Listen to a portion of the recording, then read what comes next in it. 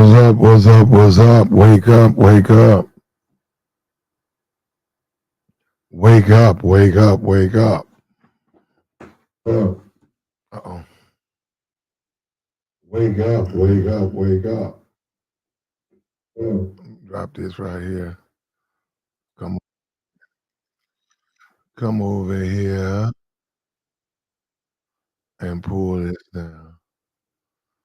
What's up, man?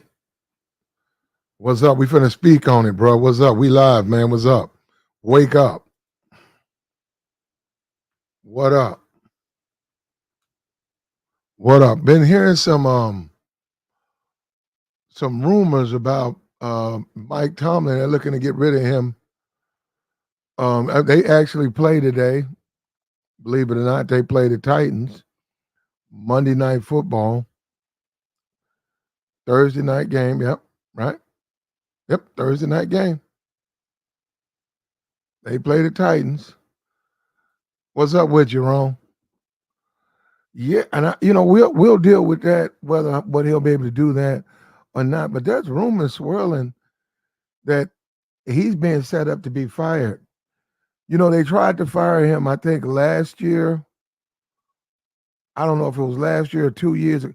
They tried to fire him, I think last year. And he was able to say, I don't know, he said some stuff about USC. Somebody asked him about the USC job, and he said that he shouldn't be fired. And he's never had a losing season. But one thing that people don't know, he has input. He does not control personnel. He's not a guy who can go in and say, okay, this is what I want, and the team gives it to him. The Rooneys control all of that, and the GM controls all of that. He has asked, he can discuss that, but if they disagree, he has to accept it. Now they had a guy, Justin Dobbs. He was a quarterback for I'd say 3-4 years ago. I don't know. There maybe 3. I think Dobbs was on there with Ben. I don't know. Ben was there 3 years ago. I know Ben wanted Dobbs there. Ben Roethlisberger wanted Justin Dobbs on the team because Justin Dobbs would break down plays for him. He said, this guy's like my eyes. Because now this is what I'm talking about. Ben said, I want Justin Dobbs as a backup. I think I carried 4 quarterbacks. I think they did. But anyhow, Justin Dobbs was on the team, and he was going over game film, and he was going over plays for Ben. Ben wanted him specifically on the team. Now, Mike wanted him on the team. They got rid of him. They gave Mike Kenny Pickett, Mitch Trubisky, and Mason Rudolph. Arguably 3 of the worst quarterbacks ever to lace cleats in the NFL. The absolute 3 stooges, just the absolute worst bunch of NFL players I've ever seen, worst collection of NFL players I have ever seen in my life. So this is obviously a setup. What's up with you, Tori? This is a setup to fire this man. Anybody can see that because he has no say in that. They're basically telling him, you got to go coach the team. Listen, we're going to give you the players. You go coach them. There's always the door right there. You can always retire. You can always tender your resignation and leave, But no, we're not going to change things these are the way things are. We control personnel. And when it comes to actually benching people, he can't do that. He can't just bench a player. He can't go up to the quarterback and say, hey, I'm going to put the backup in. I think you're just not having a good game. He doesn't have the power to do that. He is just a head coach for the Pittsburgh Steelers, and those are the powers he gives. That's what he has. They hired a GM, and the GM is over him. That GM's been there, I believe, 2 years. And that GM has the ability to override his calls, everything. If tonight he wants Mitch to play quarterback, the GM can come in and say, no, we're going to go with Trubisky. And as he's got to play the game, he's got to be a good little soldier. He's got to play the game. And I've been looking at this, and I've read a couple of blogs. They're saying basically they're trying to fire this man They're trying to embarrass this man and make it so clear that there can be no revolt. He can't whine. They said because of the Rooney Rule and the racism, they don't want him to whine about racism. So they're going to make it clear that he cannot coach, at least now, not before, not his past, but they're saying at least this year, so that when he's fired, he has to walk away and accept. If they're going to blame him, but they're deliberately look at what the personnel, look at what they're giving him. I mean, this is ridiculous. You expect a man to go out and win football games with this level of talent? I mean, it is horrific. Kenny Pickett didn't even finish the Jaguar game. He left that game with a rib injury. He put Mitch Trubisky. You want me to show you some stats? I think Kenny Pickett had 3 yards. They was going into the second quarter. He was 8 for 7 for 3 yards. They have the worst offense in the NFL. Worst offense in the NFL. They've been winning basically because of their defense and because of turnovers. And there are rumors swirling, just like we had the Raiders. The Raiders head coach was fired. There's rumors swirling that Mike Tomlin, he's not going to get it tonight, but there's rumors swirling. He won't, this is his last year with the Steelers. If he loses this game tonight, which I personally think he will, they'll be 4-5. And given the talent that he has, I mean, look at his roster. How's he going to turn around and pull out wins with the current collection of individuals? This has got to be the worst trio of quarterbacks I've ever seen. I've never seen a weaker group of quarterbacks in the NFL. I've never seen that. Now let's talk about Justin Dobbs. Justin Dobbs was just traded for by the Minnesota Vikings. The Minnesota Vikings lost Kirk Cousins. They reached out, offered about their third-round pick for Justin Dobbs. He's currently the starting quarterback for the Minnesota Vikings now. Now, this was the same guy who Ben Roethlisberger wanted as his quote-unquote eyes. They did an interview about what's up, what's going on between you and the backup quarterback. He said, this guy sees the field like no other quarterback, no other guy I've ever been around. And let me tell you something. Ben basically said, I want him on the team. He's on the team. Ben actually had more control of personnel than Mike Tomlin ever has. Look, get on up, man. Get on up. Get on up. Is Mike Tomlin being set up to fail? He was a Rooney hire, the Rooney Rule, where you have to interview a minority. He was a Rooney Rule hire.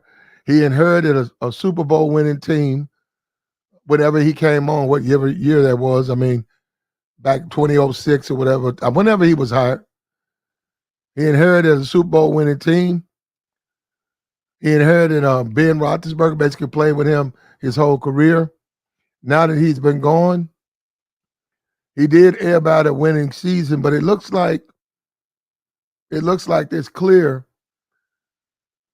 that they're going to fire this guy, and they're deliberately putting inferior talent, knowing that he won't be able to win games with these guys. Come on, man, like the stream, man. It's late night. We're gonna dip into this. We're gonna dip into sports every now and then. Not a lot. Not a lot.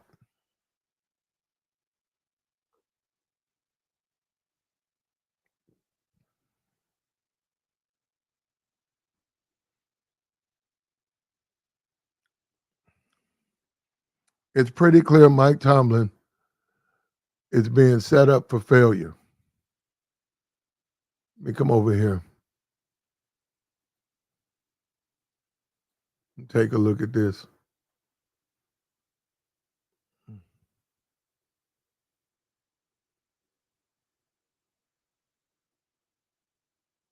Somebody gave me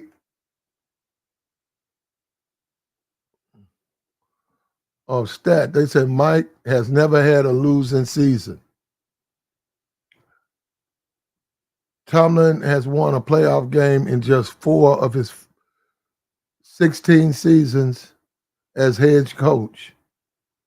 He won a Super Bowl with Bill Cowher's players in his second season, and he has since won 3 playoff games in the past 11 seasons.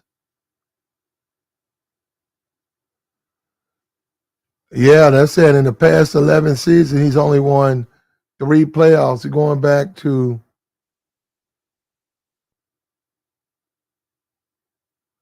Baker Mayfield, 2020, lost 5 of 6 after starting 11-0.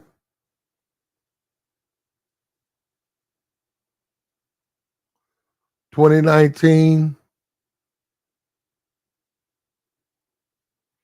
1-8 against teams above 500. No playoffs. 2018, one and done at home to the Jags. Embarrassed by the Patriots in 2016.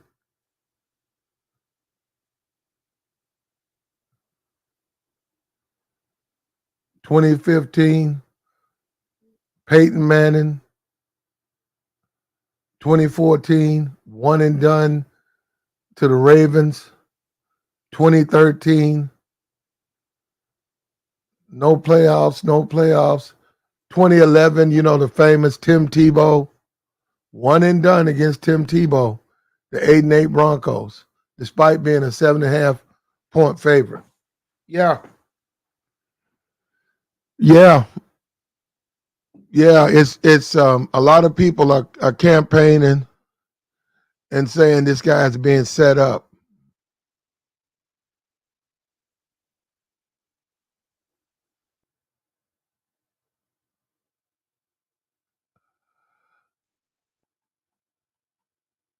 He has arguably one of the worst collections of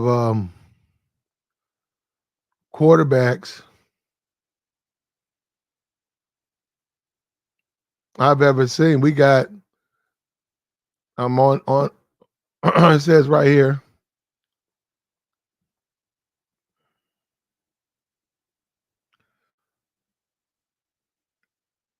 if the Steelers were to fire Tomlin, they would be dumb. If you think Tomlin isn't all that or shouldn't be on the team, shouldn't be the head coach, with all due respect, you're dumb because if you got your way, he would be hired to another team within moments of being fired. Mike Tomlin has the charisma and confidence in humanity. He's got an incredible blend of smarts. What he sells is bought. Tomlin is one of the most successful coaches in the NFL right now. And if the Steelers were to fire him, he'd be picked up faster than you could go by another team. He keeps the team competitive year in and year out. And this year, this might be one of his best coaching jobs yet. He's got a rebuilt offensive line. He's got Minka Fitzpatrick. He's out. And that's a big deal. That's a big deal. He should be praised and lauded.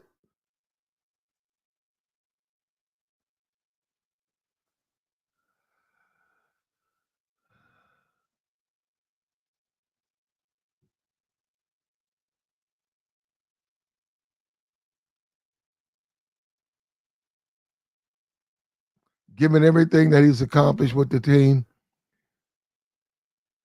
there's no way they'll fire him. But it looks like he's being set up. He's got a young Kenny Pickett.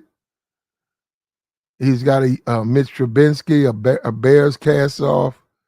He's got a Mason Rudolph who's 5 years. Nobody knows what he can do. Yeah. Nobody has any idea what he can do.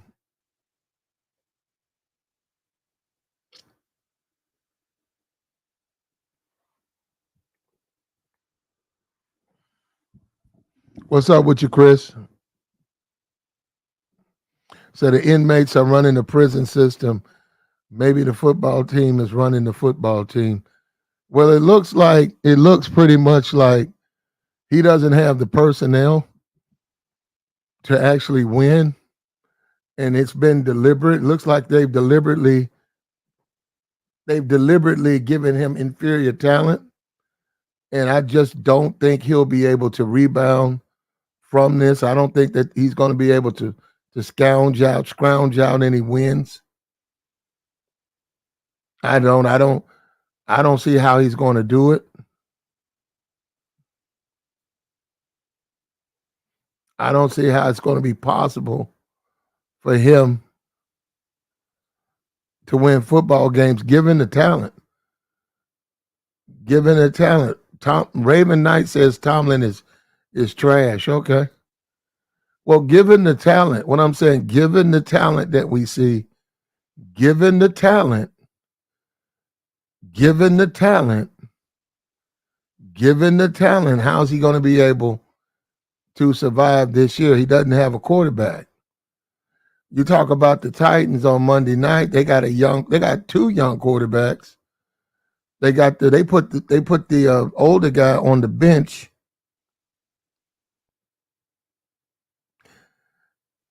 I think it's a setup, though. I personally think this is a setup. I think that they're trying to fire him, and they just said we'll starve him of talent. They wanted to fire him. I think what was it last year? I think it was I think it was last year. I think it was last year. They tried to fire Mike Tomlin. I think it was last year they tried to fire Mike Tomlin. They tried to fire him. I think it was last year, and they couldn't do it. The NFL is $1 billion industry. The NFL, they got lawyers all over the place. The lawyers have lawyers. I mean, the NFL is a business. This is it's pretty obvious they've sat back and they've thought about this and they said, well, let's just starve him of talent. Let's starve him of talent. He doesn't have control of personnel. Let's give him a horrific group of quarterbacks. People will see him on the field. The fans will see him on the field. They'll see him frustrated. They'll see him failing. So when we fire him, what charge does he have to make? Racism? Is he going to be able to make the statement that he's suffering racism?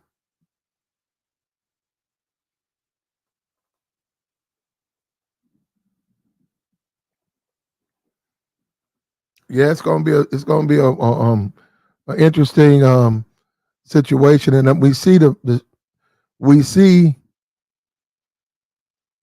it brewing in the background.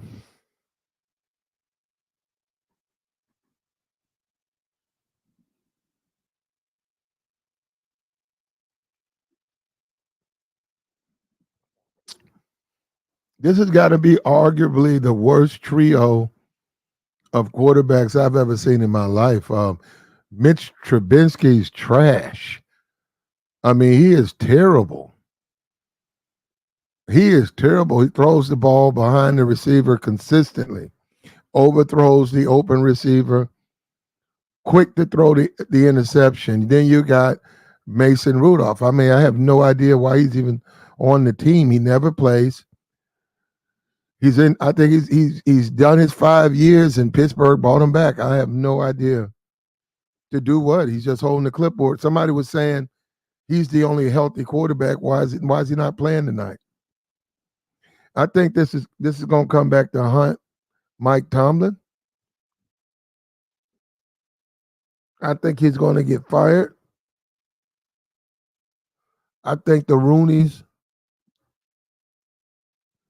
I think the Roonies are covering their ass. I think they're covering their ass with charges of racism. by basically watching him on the field being incapable of winning with the talent that they've given him, which is grounds for dismissal. It's grounds for dismissal. If you're Mike Tomlin, you don't accept that those groups of quarterbacks. That's an unacceptable group of quarterbacks. You refuse.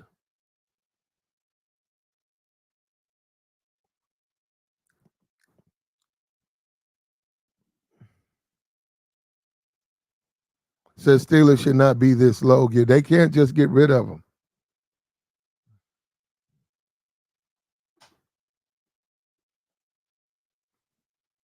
No team can just get rid of a player. You have to have a reason. You can trade a player. That's different. You can trade a player, but even if you trade them, they can't be hurt. That's a process. You just can't. It's a job. When you talk about firing a guy, look at the guy from Miami. The guy from Miami, I think his name was Brian Flores. He was picked up by Pittsburgh.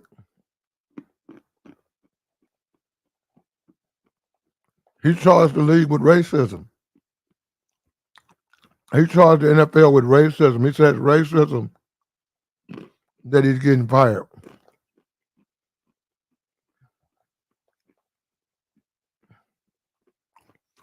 Pittsburgh picked him up.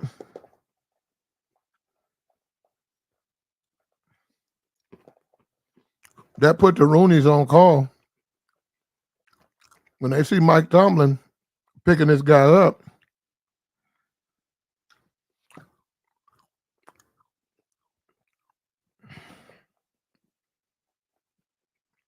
they see this guy being picked up by Pittsburgh. They just got to be careful. They got to be careful if they do move.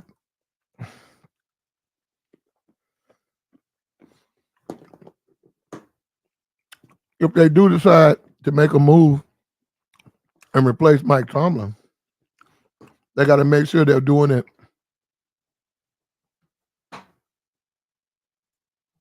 in a way where Mike Tomlin can't accuse them of racism. And when you want to think about it, I mean, look at this. They go out, they get three of the worst trio in the NFL. And I've seen them do that before. I've seen guys bench the starters, put the backups in, tell the starter that his knee's not, they do a lot of this stuff. Starter still got he's got a hamstring injury. Team can't win with the backup. The coach is going to be the fall guy. Mike Tomlin's going to be blamed. If this team doesn't have a winning record at the end of the year, you're going to see Mike Tomlin fired. And yeah, he'll attempt to charge him with racism, and the NFL will settle. I'm sure the Steelers will settle. He's got a $8 million deal. They'll wind up doing with Brian Flores. They'll wind up settling or something. But it's pretty obvious this guy's set up to fail. If you don't see it, you're stupid. This is a setup. There's no way he's going to win with the personnel that they're giving him.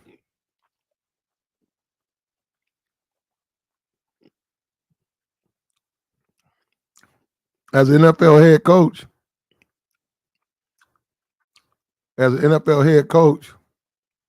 you got to go get people. You got to have people on your team that support you.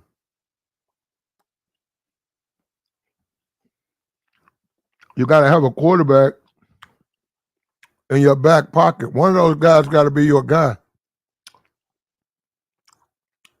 One of those guys got to be your guy. You got to have that guy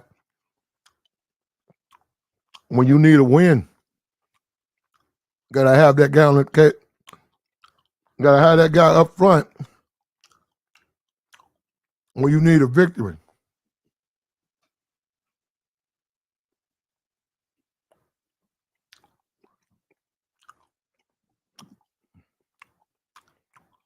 Don't worry about it. You'll be all right, Raven. You'll be all right.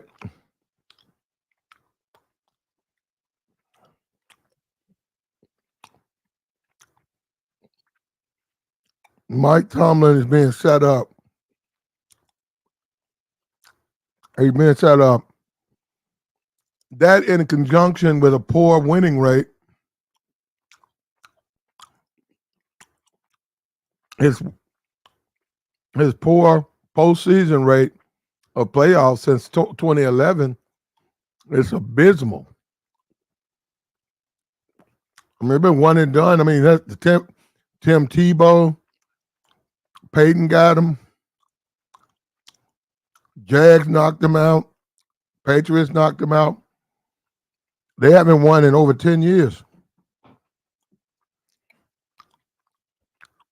You saddle this guy with has-been quarterbacks, unknown, unproven rookies, and you're going to lose games, man.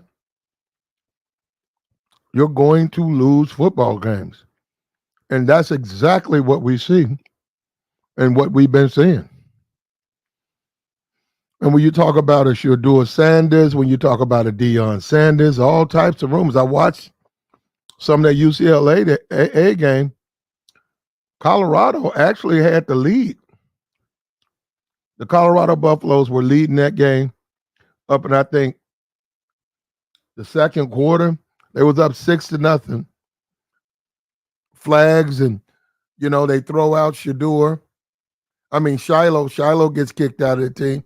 I'm looking at Shedeur. He's got no time to throw. He's under mutiny by his own team. So you have to look at the big picture when you look at this stuff. It's not as simplistic as you may think it is or you may want it to be. What I've affectionately called the Three Stooges, Larry, Curly, and Moe, the worst trio of quarterbacks in the NFL play for the Pittsburgh Steelers. Mike Tomlin is the one that's going to be held accountable for their failures. You cannot tell me you're trying to win in a professional football league and this is the best group of quarterbacks you can put together. You can't say it with a straight face.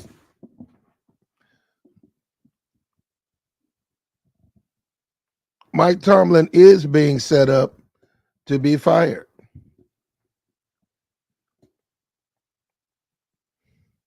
No, Mike Tomlin is being set up, Raven. It's not his fault. He's being set up. You can't win with that type of talent. When you give me a bunch of bad quarterbacks, how can I win? When you say, okay, well, he's the coach, he don't control personnel. I mean, you guys got to understand this stuff. You guys you guys don't know. You look at something and say he's a head coach. He's got to coach what they give him. If you go and sign for the Raiders, if you go and sign the Raiders job tomorrow, say you go and you become the head coach for the Las Vegas Raiders, and you see Jimmy G's your quarterback, you can go to your front, you can go to the GM, you can go to the owner, and you can say, I'm not coaching this team with Jimmy G as the quarterback. And they're going to say, hey, we already made a commitment to Jimmy. We're in for $140 million. We're not going to cut him. And you're not hired. Then they're going to find somebody else. You're not going to win with him. That's why that coach got fired. You're not going to win with that guy. Turning over the football, not being able to read defense. I don't know why. I don't know why they hired him, but they hired him. They're stuck with him. Up until last week, Russell Wilson is finally showing that he has a little bit of something left.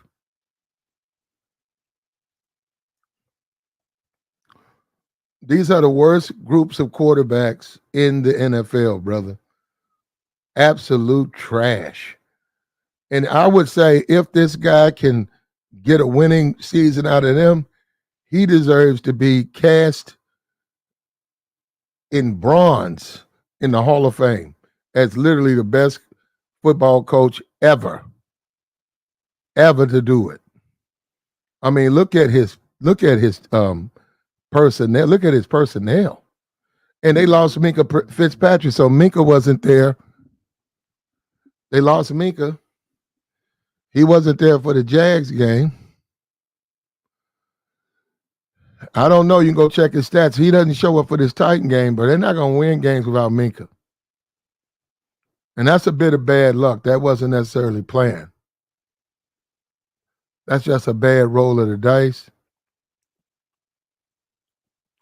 Just a bad roll of the dice. He's being set up to be fired, brother. Any fool can see that. Just like they fired the clown for the Ravens, for the Raiders, Mike's next on the block. Mike is next on the chopping block. Now, if you look at his history, what have you done for me lately? He hadn't really done a whole lot. But I think it's going to be unfair that you fire a man and you don't let him control the personnel. You go out and pick the players and then say, hey, okay, coach these players. That's something you do to a coach that's like in his first, second, or third year. That's not something you do to a coach that's been around for almost 20 years.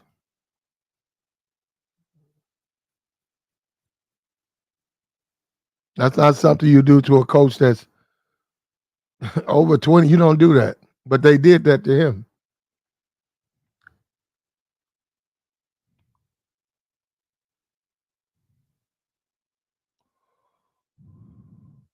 Like the stream, bro.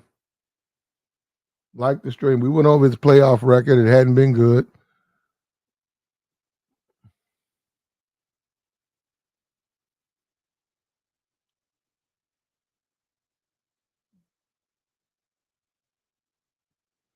He hasn't developed anybody. They were talking about when the last time you seen anybody that he's developed, that he's drafted 3 years, 4 years from now, he's a good player. But Mike's not going to do it because he's really not, like I said, he doesn't control the draft. He said after over 20 years, most would have been gone. I grant you, bro, but that looks like it's about to happen here.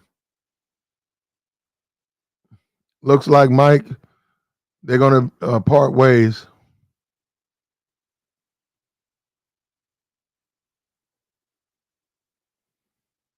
Yeah, he pretty much doesn't have a chance, man.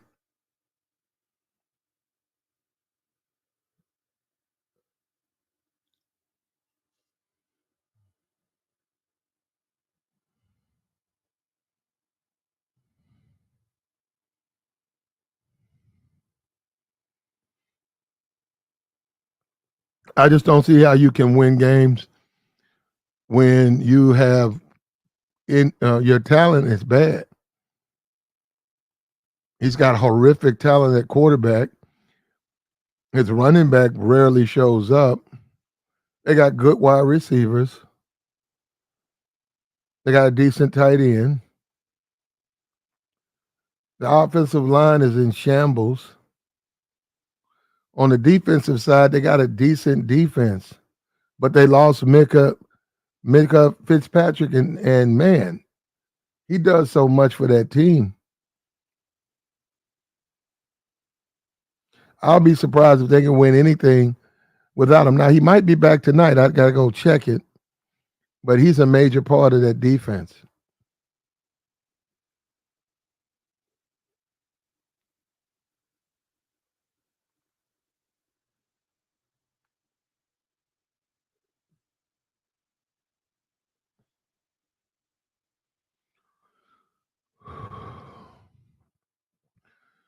Zach, you can't even name. You got Joey Porter Jr. You got T.J. Watt.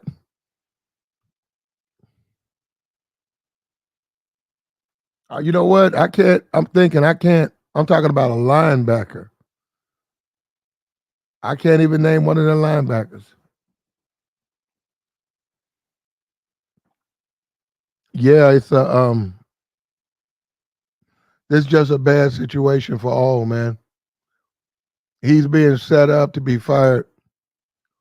There's no way he's gonna be able to get out of this one.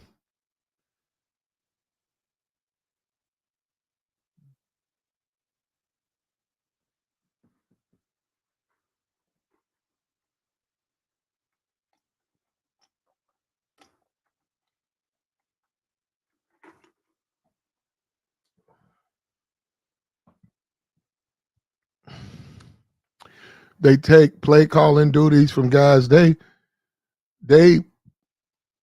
take a head coach. They can just make you a head coach. They have always almost done that to Mike Tomlin.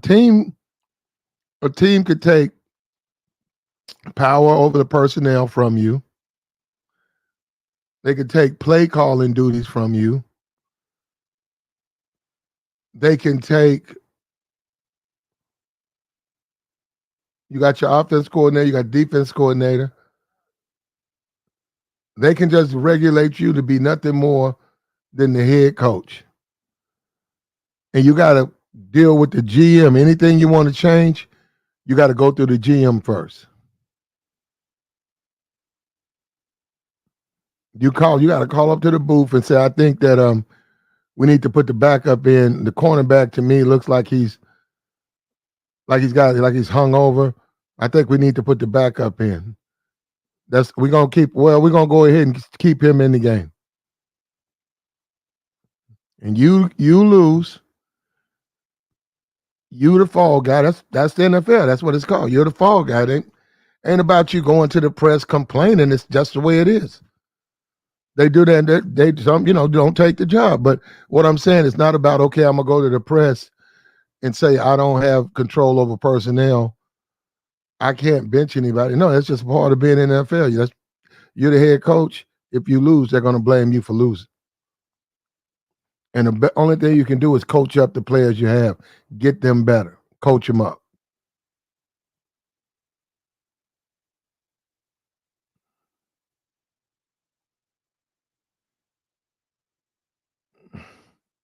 This is arguably the worst collection of quarterbacks I've seen.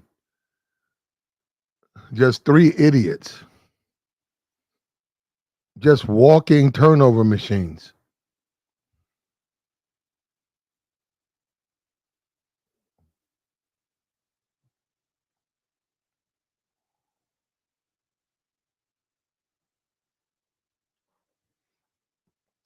There's all types of rumors swirling that this is Mike Tomlin's last year.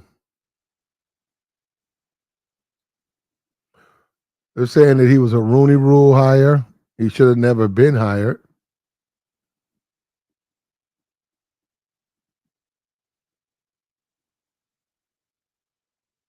Both of his kids, though, I'm seeing he got his son. His son plays for Boston College.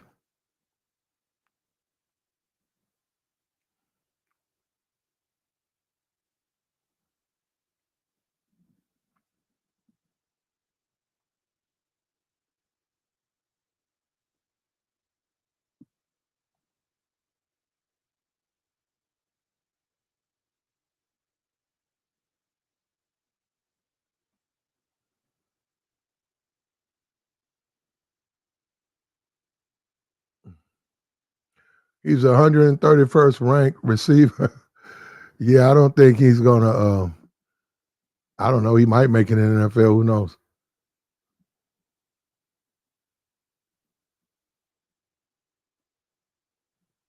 There was even a rumor that Mike Tomlin might get traded to the Redskins.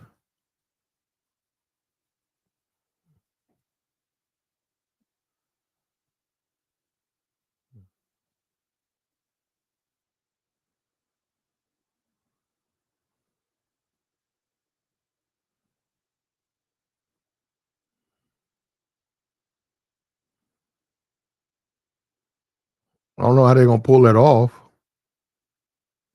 Yeah, another thing, Mike's only on a 1-year extension. He doesn't have a long-term deal with Pittsburgh. There's rumors the league, the organization is not pleased with his performance.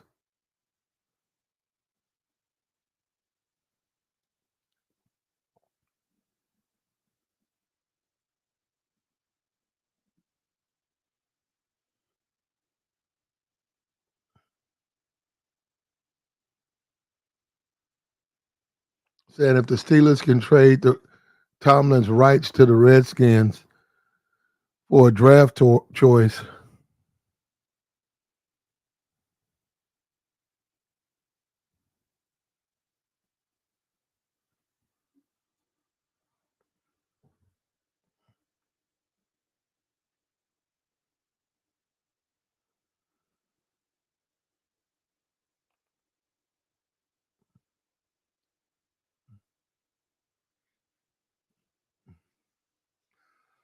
City, they saying the city doesn't like him.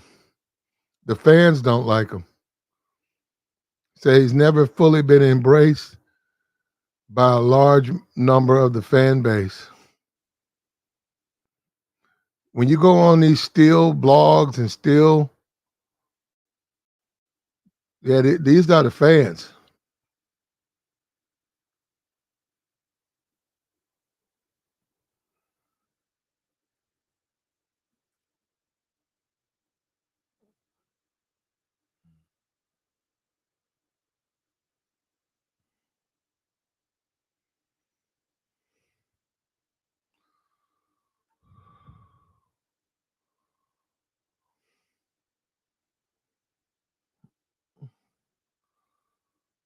Yeah, that looks bad.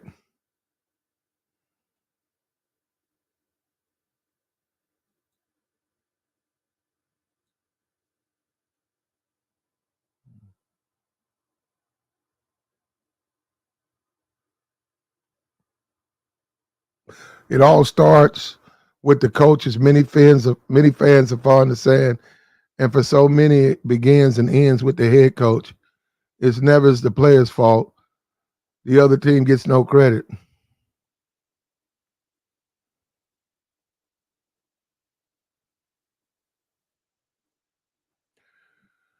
According to many Tomlin critics, he's never been the right man for the Steelers.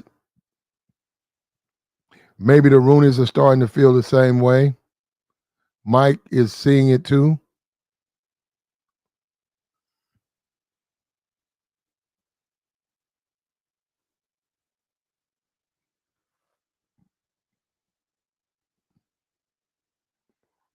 Yeah, yeah. So, yeah, I don't even know what to tell you, bro. So they went from iron defense to tulip turnovers.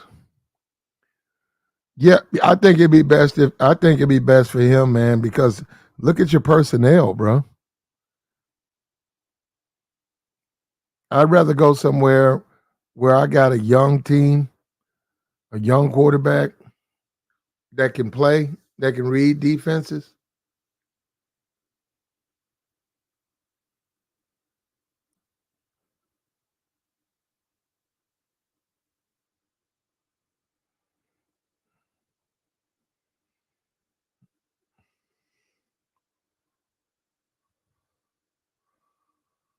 Yeah, it looks like he's being set up to be fired, man. I hope he'll bounce back. He'll bounce back. He'll be okay.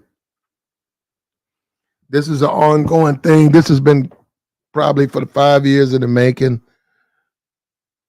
They refused to give him a quality quarterback. They refused to give him a quality running back, and they know they'll just say, "Hey, we'll leave it up to you. You win with them." And nobody can win with this roster. And it's not Mike's fault. He just doesn't have the talent. You got to have the talent to win. He just doesn't have the talent. It's a bit racial too. I mean, they should at least let the guy go out there and find somebody who can play.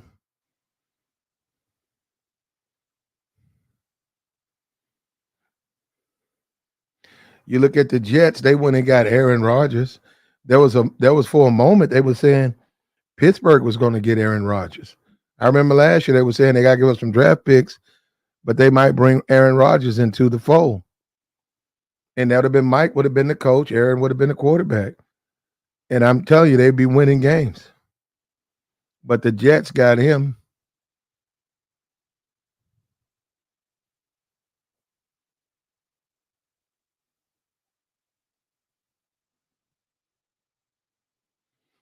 They said that's all gone now. He doesn't have the talent.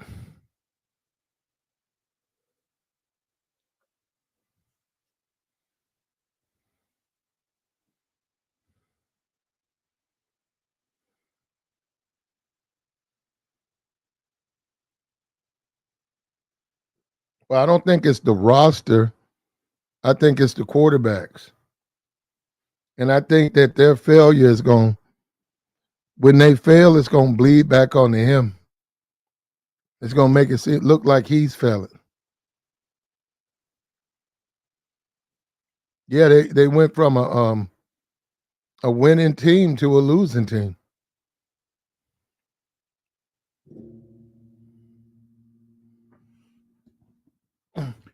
Well, he said 3 more years and 3 more. Now they want Shador's coming out in a year, bro. 3 more years. I would.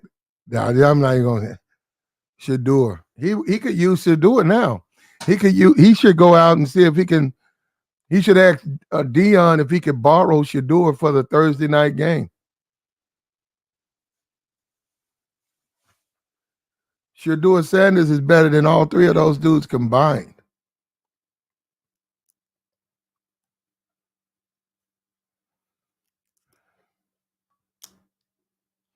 This is ridiculous, bro. Anytime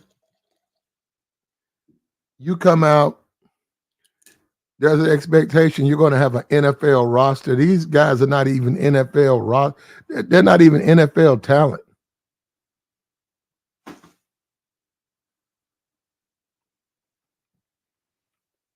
There's rumors Mike's going to be fired.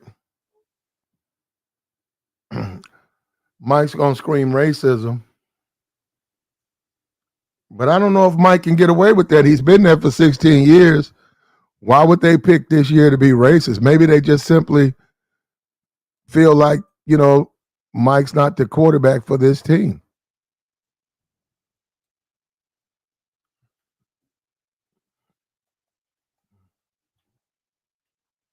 Maybe they say, hey, you ain't the quarterback for this team, for this city. You're a Rooney Rule hire. You're a minority, and for the personality, for the personality of this city and the fans who are in the stands, you don't fit it. You don't fit what we need on that football field. What's wrong with Mike taking that personal, getting in his feelings about it? Just accept it, Mike, and Mike will find another job.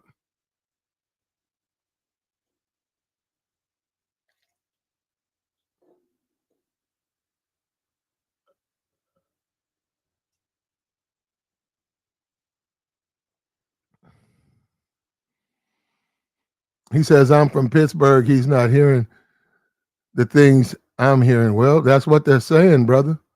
I don't know what part of Pittsburgh you're in.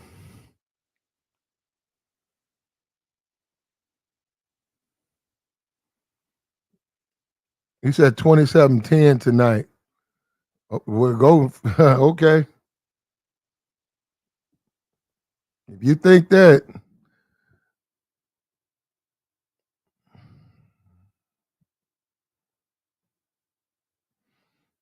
the fire chief who got fired for calling him an N word, yeah, he's faced a lot of racism in Pittsburgh.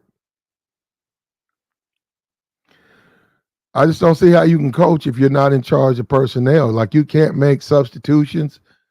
You have a little bit of power when you're talking about special teams, or if there's a guy, if you want to put a particular linebacker in over another guy, but no, you really can't. You can't bench the quarterback. You can't choose who the running back should be. You just don't have. You can't choose your receiver. You don't have the power.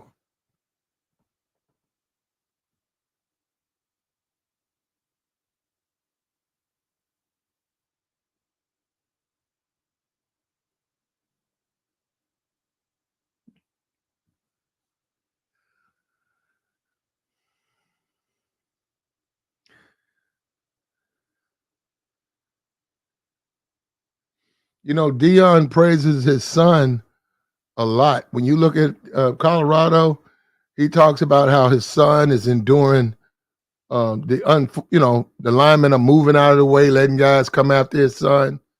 Linemen are jealous. They're letting guys sack his son. But Dion has say Dion came to Colorado, and his son is the quarterback.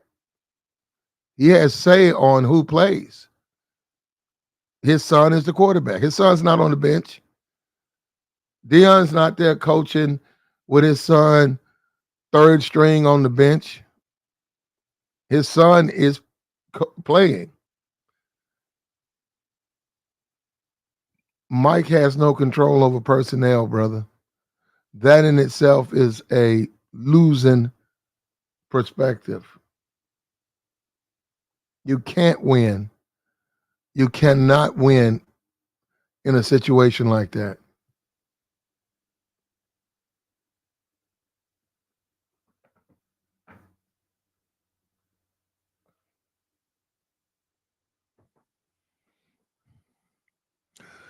He has arguably the worst trio of quarterbacks in the NFL. Something akin to the Three Stooges, just idiots. Mo, Curly, and Larry, just complete walking turnover machines.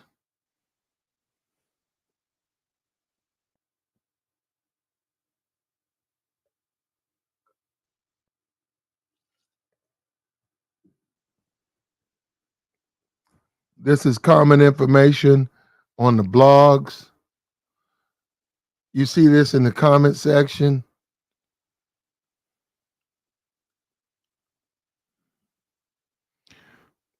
We're looking right now. Let me go take a look. You're looking right now.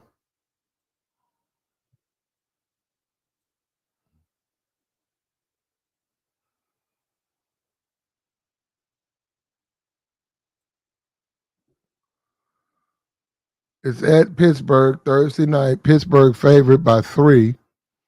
The public's all over Pittsburgh. Tennessee goes in as a visitor. It's going to be an interesting game tonight.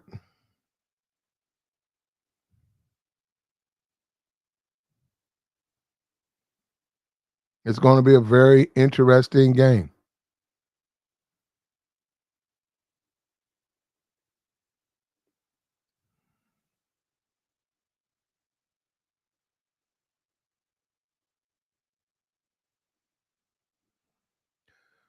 Like, share the stream, bro.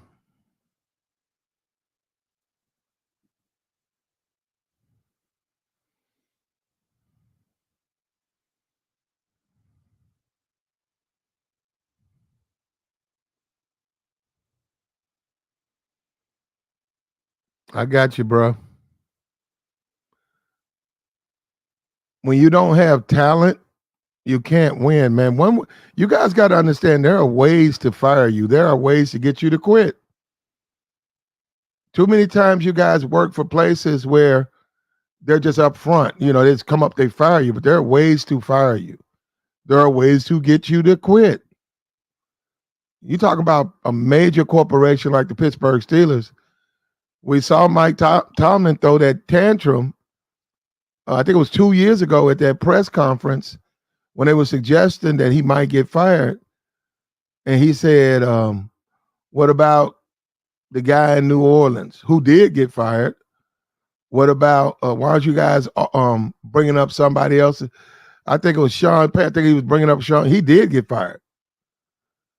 He said, how come you guys aren't bringing up Sean Payton, who was losing at the time?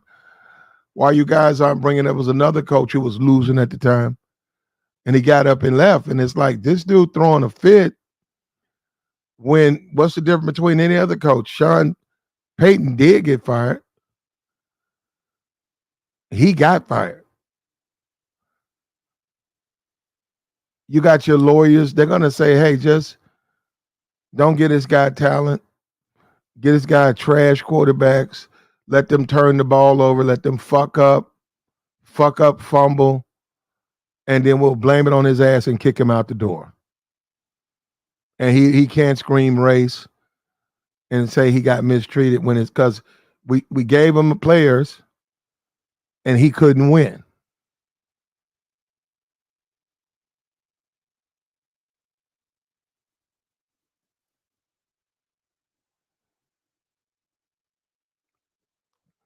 We gave him players and he couldn't win. So there's still going to be a bunch of people who are going to say it's racial. It might be. I think it's unfair. I say you get a guy his quarterback that he wants, and then you get a guy a fair chance. If you give him the quarterback that he wants.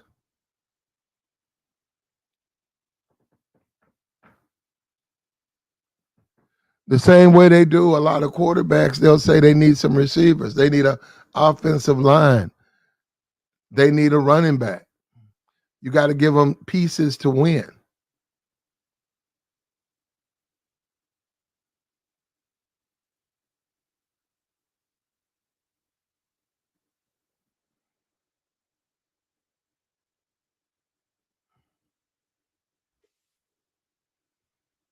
You got to give them what they need to win.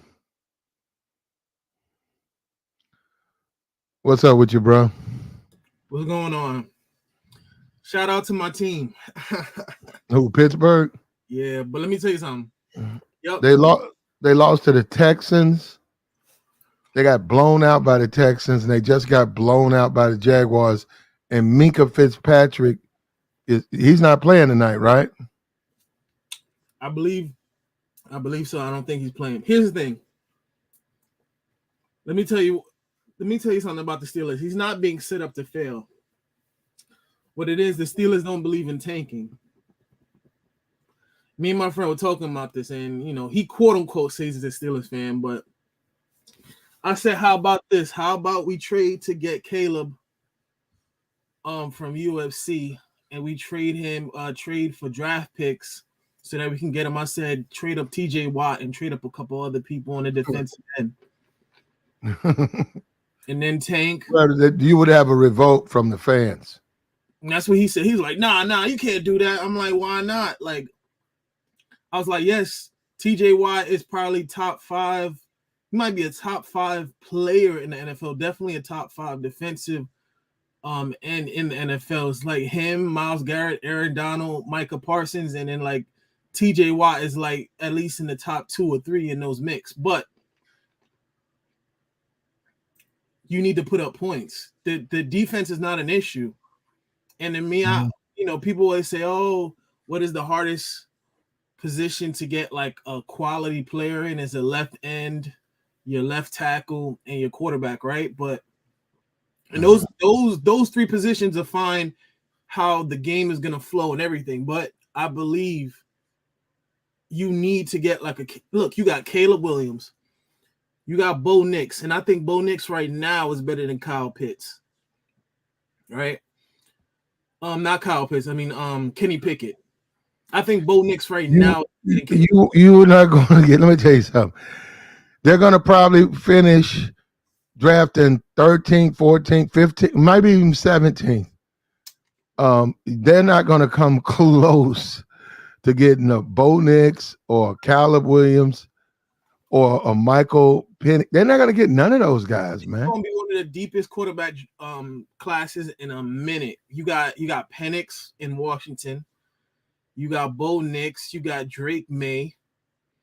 You got Caleb Williams. You even got Shedeur Sanders. I would take Shedeur Sanders. He's not coming out this year.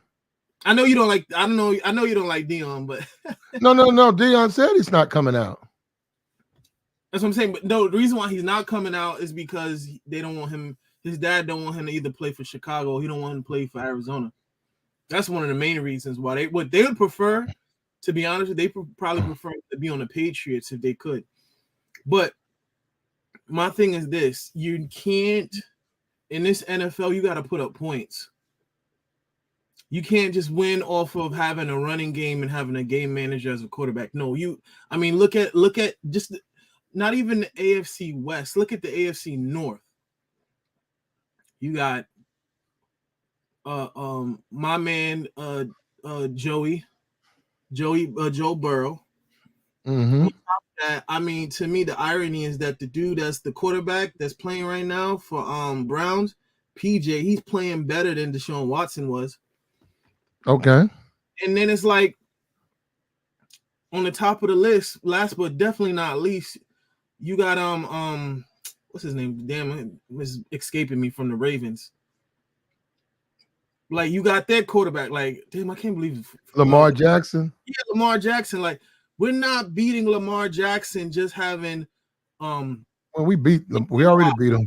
We already beat him. No, I hear you, but even if you saw, look, I'm gonna give you a prime example. When people are talking about it, if you watch the game with the Bengals and the 49ers, like the level of talent is different. Brock Purdy is good. He's nice. Don't get me wrong, but the only way to get you to the top where you can contend, you gotta have a Joe Burrow. You gotta have a Patrick Mahomes. You gotta have even a Trevor Lawrence or a Josh Allen. You have to have an elite. You have to have elite quarterback play to keep up. Okay.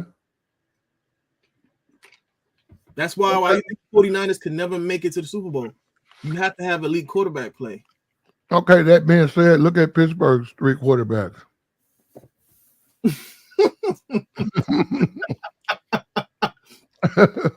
That's gotta be the worst collection of and Mike's got to get them to win, bro. Man, yo, I just peeped what I looked at the screen. I just peeped what you put.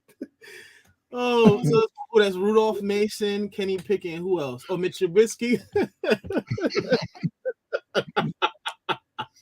That's funny. I'm gonna show this to somebody. The three Stooges, bro. Worst trio of quarterbacks in the NFL.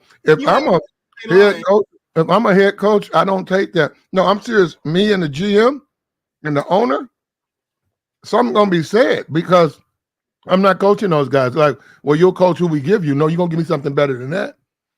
Because a lot, like you said, a guy PJ Fleek, right? Mm-hmm.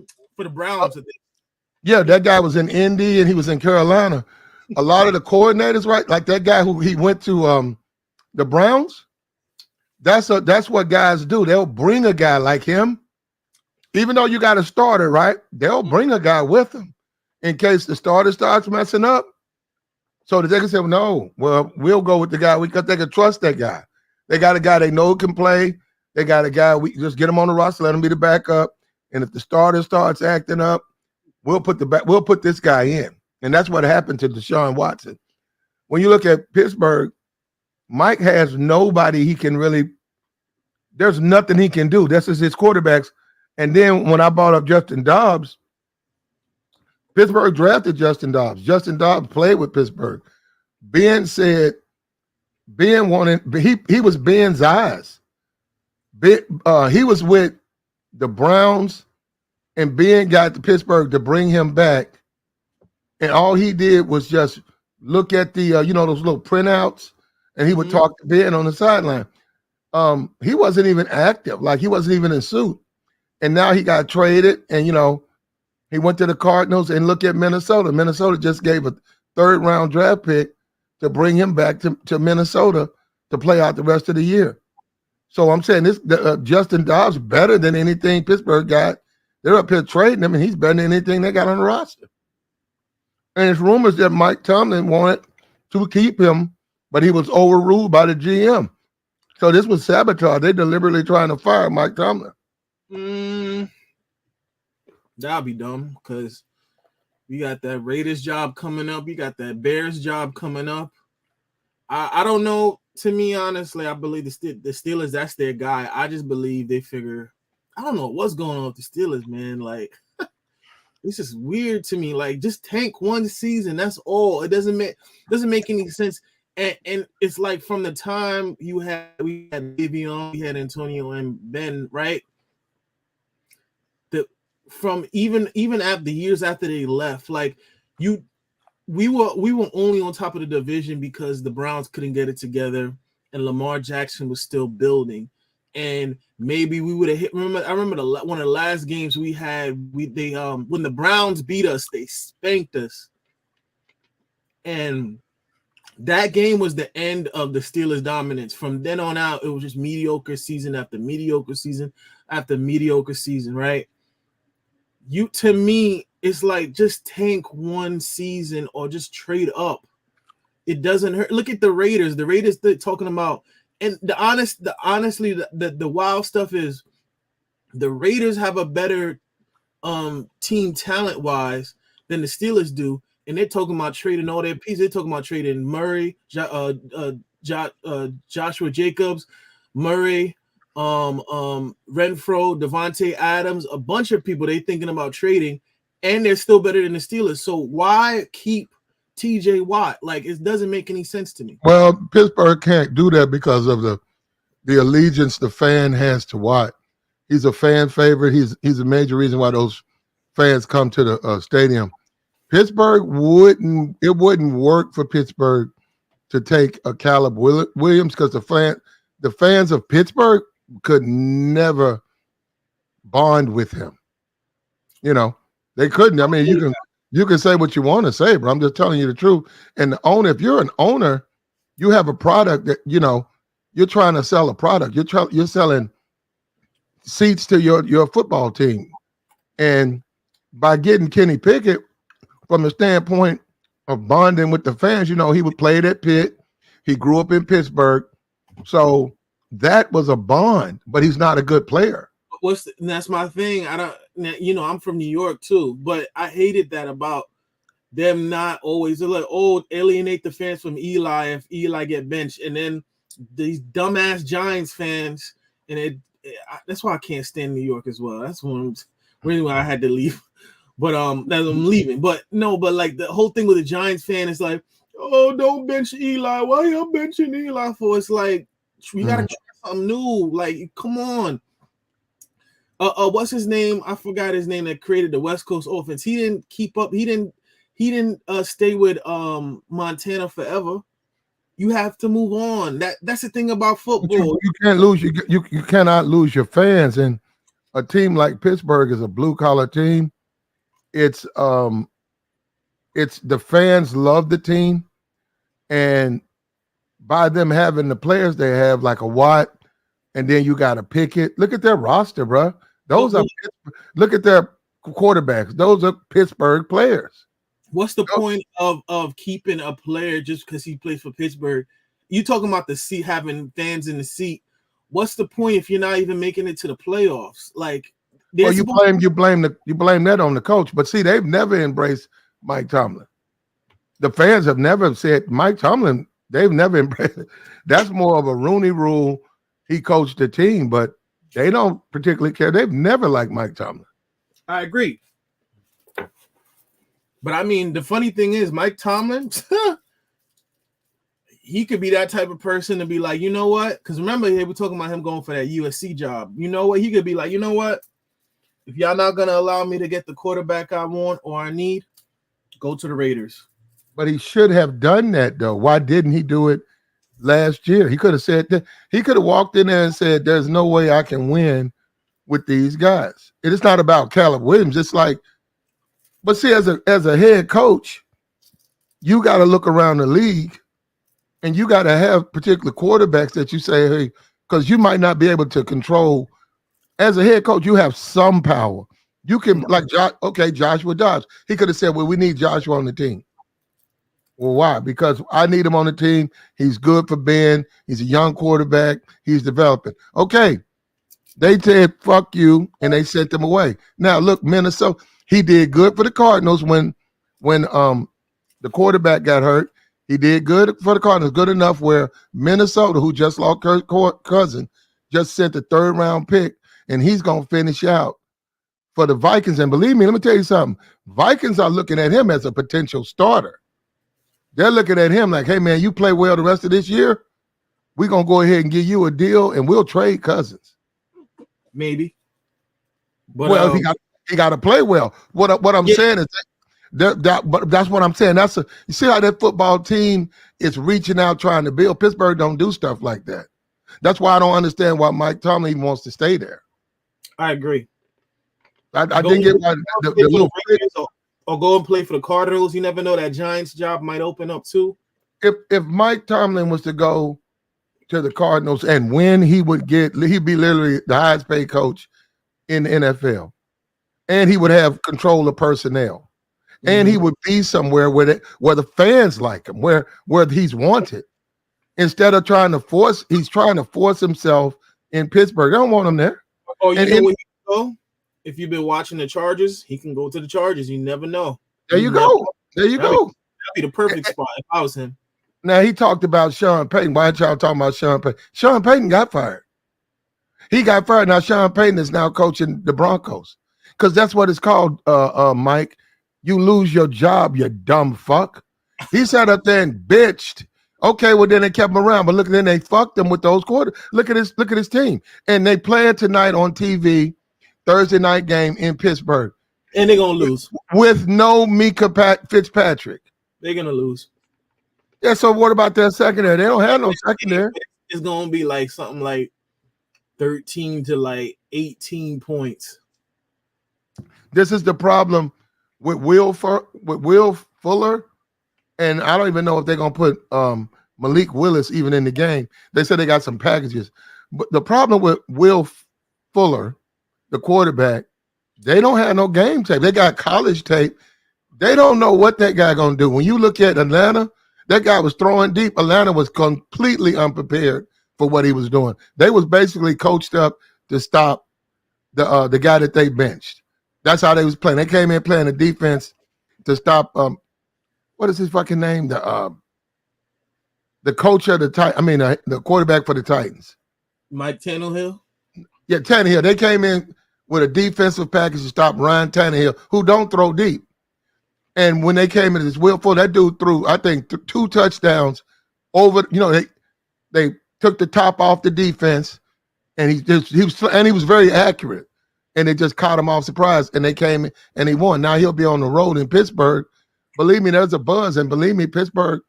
We'll see. I want to see them overcome it. Now they do have a good defense, so they can get to them and they can call sacks and all of that. That's how they've been winning games.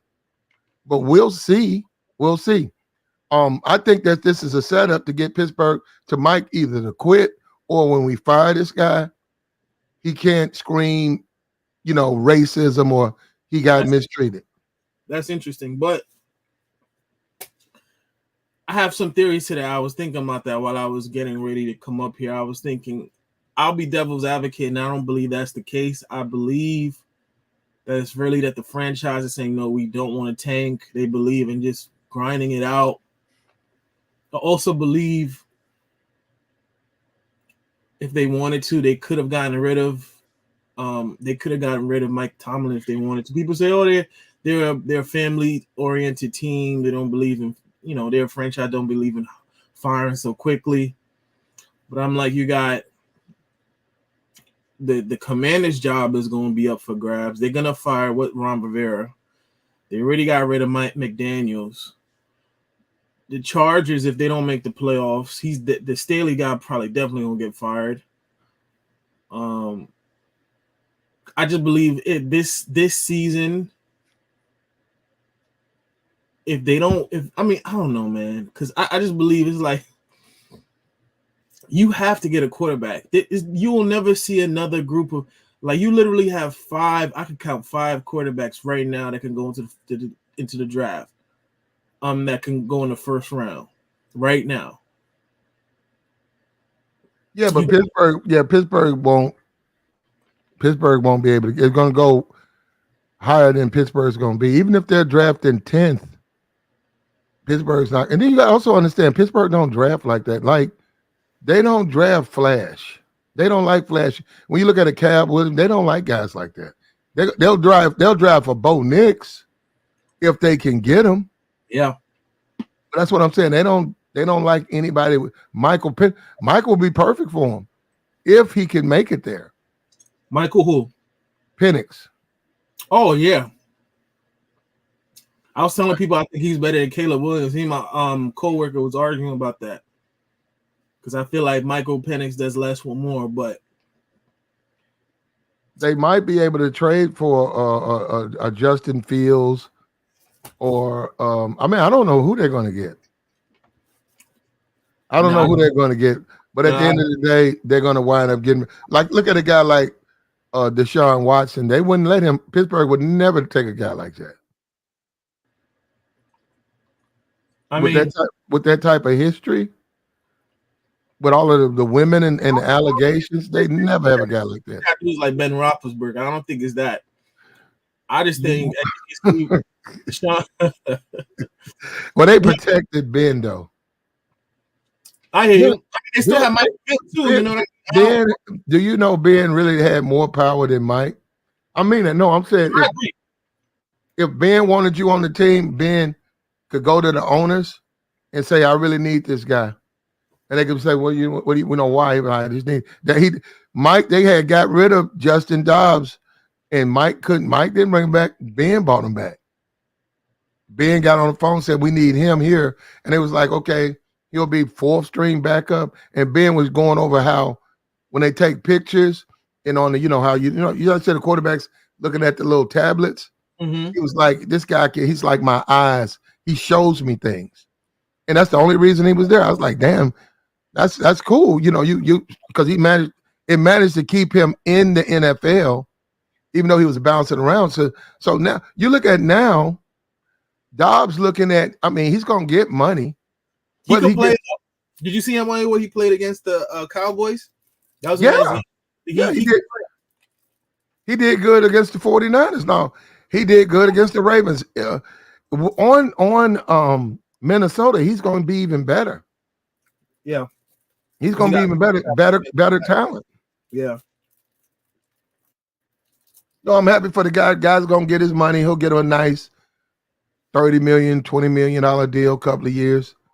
Or whatever, Kurt will wind up going. Maybe Kurt will wind up going to Pittsburgh. Man, Kurt's better than anything they got now. I would take Kurt. Well, he's better than anything they got now. So, and I just don't see how you, with a straight face, you can amass such a worse group of quarterbacks. Kirk Cousins is the type of quarterback that will actually do well in Pittsburgh because he's the type of quarterback that plays well with a lead. Mm-hmm. If you get a couple stops on the defensive end and he could score a couple of points, then it's like, okay, then the defense could pin their tail back and start doing what they want to do. He's not a quarterback that if I'm down 7 points or 3 points or 6 points and going into the fourth quarter, I do not want Kirk Cousins as my quarterback. Absolutely not. Because that man is not clutch at all. He had some moments, but he only played when I don't know if you watched that game when they played the 49ers. I was shocked. I was like, wow. I thought. Well, the 49ers are on decline, and Purdy, ever since, I don't know who the Browns, ever since he played the Browns, the Browns, every team has been using that blueprint to throw him off. And, he's just an Iowa State quarterback. It's nothing really, he's a system guy. And they've been showing if you get a little pressure and you force him right, and he's becoming inaccurate more and more. More and more. And I watched him against 49. They lost because he threw an interception in the fourth quarter. They was down by 7. They were driving. Then Purdy comes out, boom. Cincinnati throws it like inside the 30-yard line. Cincinnati comes in, goes up by 14 with about 5 minutes left. Did you hear that stat that said like Mike Shanahan is like 0-30? Kyle Shanahan in the fourth quarter when the 49ers are trailing in the fourth quarter there, he's like, they don't have no quarterback, bro. They got no real quarterback. The problem with 49ers is they rolled the dice. I don't know why they did it. They traded Trey Lance. Yeah, I don't know why they did it, but I know why they had to do it because you can't have. Well, no, they can't. They can't sit up there and have. Like Trey Lance, how's he gonna feel about being third string and bench? The thing about Trey Lance, what screwed him up is because he didn't have a lot of games under his belt in college because of COVID, so he never got that experience to develop a kind of a system, and so it's like if I'm going from high school and then I have like 5 or 6 games in college and then COVID happened and then literally the next year I'm in the NFL. Like that's a big transition, right? It is. You're right. And then what happened was you can't just this is not a team like a situation like what a Trevor Lawrence or with who else? Joe Who else? Burrow in Cincinnati. Yeah, but no, more Trevor Lawrence is a little bit younger in the sense that, like, they're gonna give you time to develop. Like, well, that team is already ready. The 49ers is ready. They got to go to the Super Bowl 49ers now. are built to win now. Like they just were in the fort. They've been in the AFC championship NFC. games. I mean, The Super Bowl. Yeah, they lost that Super Bowl to the Chiefs a couple years back. Yep. Look at the end of the day, have you seen a worse trio of quarterbacks on an NFL team? I'm serious. Are you talking about Pittsburgh's 3 guys? Yeah. Yeah, he got to get a quarterback, dog. That dude that they drafted from Pittsburgh, I don't like him. I never did. They got the wide receiver and they got the running back. Mm-hmm. They don't got no quarterback, bro. I know, and they're going to fire him because of that. Yeah, and like you said, Platt, they probably are going to fire him because of that. But that same heat they need to be putting on Belichick because he ain't got no quarterback either, and they don't look like shit. No, the thing with Belichick is he doesn't want to adapt and develop the offense into something bigger than something new. Yeah, I mean they had Matt Patricia as the defensive coordinator as the offensive coordinator. Yeah, like come on, dog. Tom Brady had once said he was like trying to explain. He said it's funny trying to explain the offensive side of the ball to Bill Belichick. He said even like the basic fundamental stuff of the offense he doesn't know. Belichick is just a very advanced defensive coordinator, right? He's gonna get you stops. He's gonna make sure the team is not gonna get any. You're gonna make sure the discipline on the defensive end. But when it comes to offense, no, he need coaches like him need to be humble and be like, you know what, I'm gonna give the offense to someone that knows what they're doing. Remember, I don't know if you guys know that the reason why him and the split between him and Mac Jones happened was because Mac Jones was going to Alabama and some of the other coaches outside of the NFL back to college and asking them, can they help with the offense to expand it, to make it more dynamic? And Bill Belichick didn't like that. That's what it makes. Israel, it makes perfect sense to me. He just has to delegate that offense. But in the NFL now, that defense stuff that Belichick used to run, that's outdated because the NFL doesn't primarily play defense the same way. They changed the rules so much, the defense can't be played the same way. So that's outdated. You got to go offense. If you don't have a quarterback, if you don't have a top 5 to top 10 quarterback, you don't have a chance, man. It's just reality. Well, everybody ain't gonna have a top 5 quarterback, man. And you look at it's only like 5 or 6 of them. Yeah, go ahead. Now, if you look at, you have to have somebody at least top 10. Like Jared Goff is not a top 5 quarterback, but the great thing, you know why Detroit is winning? Because he can throw the ball well. He's a pocket passer. He's not gonna run. He's not gonna beat you with his legs, but he's not gonna make any mistakes. Like he's not gonna throw you into an interception kind of game, and he's not gonna lose the game for you. And because you just described, you know who you just described, Israel? Who?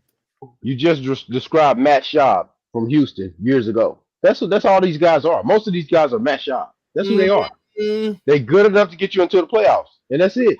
Goff is they're gonna make some noise in the NFC. Don't be surprised if they make it to the NFC Championship. They might win a playoff. They might win a playoff game. Yeah.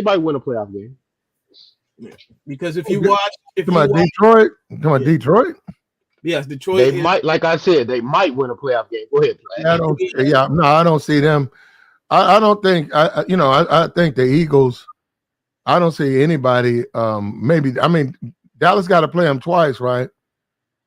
Dallas playing them this Sunday. Dallas play the Eagles. Yeah.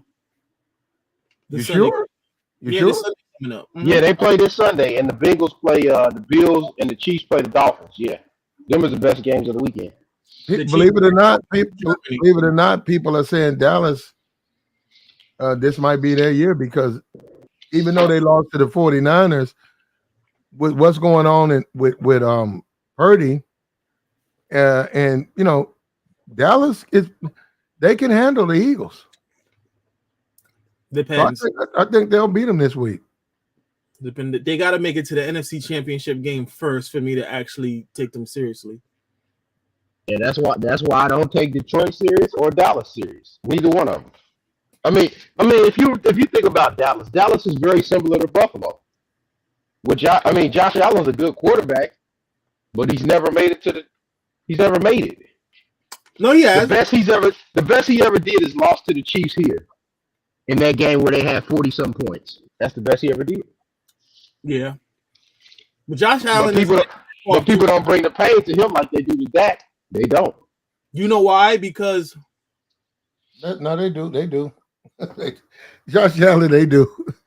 They get on. They call him a tight end. He's nothing but a tight end. No. To me, and people always say, "Well, I hate the Cowboys." Dak Prescott is ass. I'm sorry. With Josh Allen, Man, I would agree with you, but yeah, I never liked that. They've been winning since they lost to the Niners. Yeah, they just blew out. They just blew it. They can only beat on teams that have weak offensive lines. They're not. You see how they struggle with the Cardinals. Who else they struggle with? They struggle with the Niners. If they would meet a team like Detroit in the playoffs, they're not gonna beat them, because if Micah Parsons can't get to the quarterback and a bunch of the defensive linemen can't get to the quarterback, Cowboys struggle. Because now you're in a shootout with another team. You can't just play with the lead. If you notice, a lot of the points that they score, half the points that a lot of the Cowboys are playing, scoring in a lot of these games are based off of getting pick sixes, getting fumbles, so that you have short field position. They're not beating you going 80, 70, 90, 60 yards down the field. If you're not getting, and if they're trailing, I don't believe that can win the game for you. Well, the history has shown he can't. So we got to go by what they're doing this year. For whatever reasons, they're hot now. And I looked at a couple of the blogs. They're saying that they should blow out the Eagles. They're not saying just beat them. Man, no. They're not. You've seen AJ Brown. AJ Brown has they say AJ Brown is almost low key an MVP candidate. He's had over 100+ yards in the last 6 games. Yeah, AJ and Tyreek been killing it this year. And then you got See, let me tell you, the biggest loss to Dallas is when they lost Trayvon Diggs. Yep, because they don't got nobody to cover. Exactly. Now it was one thing if you can cover, you have somebody that can cover your number one option. Gilmore, he's still a good corner, but he's older. If you're gonna have somebody cover, even if you have somebody to cover AJ Brown, if you have the safety watching him, just shadowing him, who's gonna cover Devontae Smith? And what's his name? Gobert, the tight end.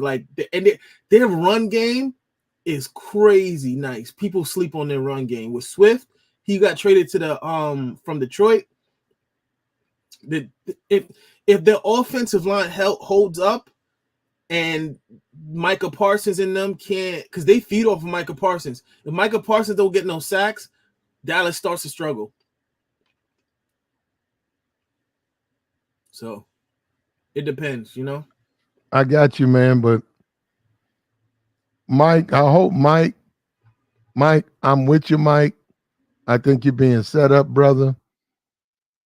But Mike, don't scream race when they fire you, Mike. You should have said this at the beginning of the season, that they're not giving you the personnel that you need to win.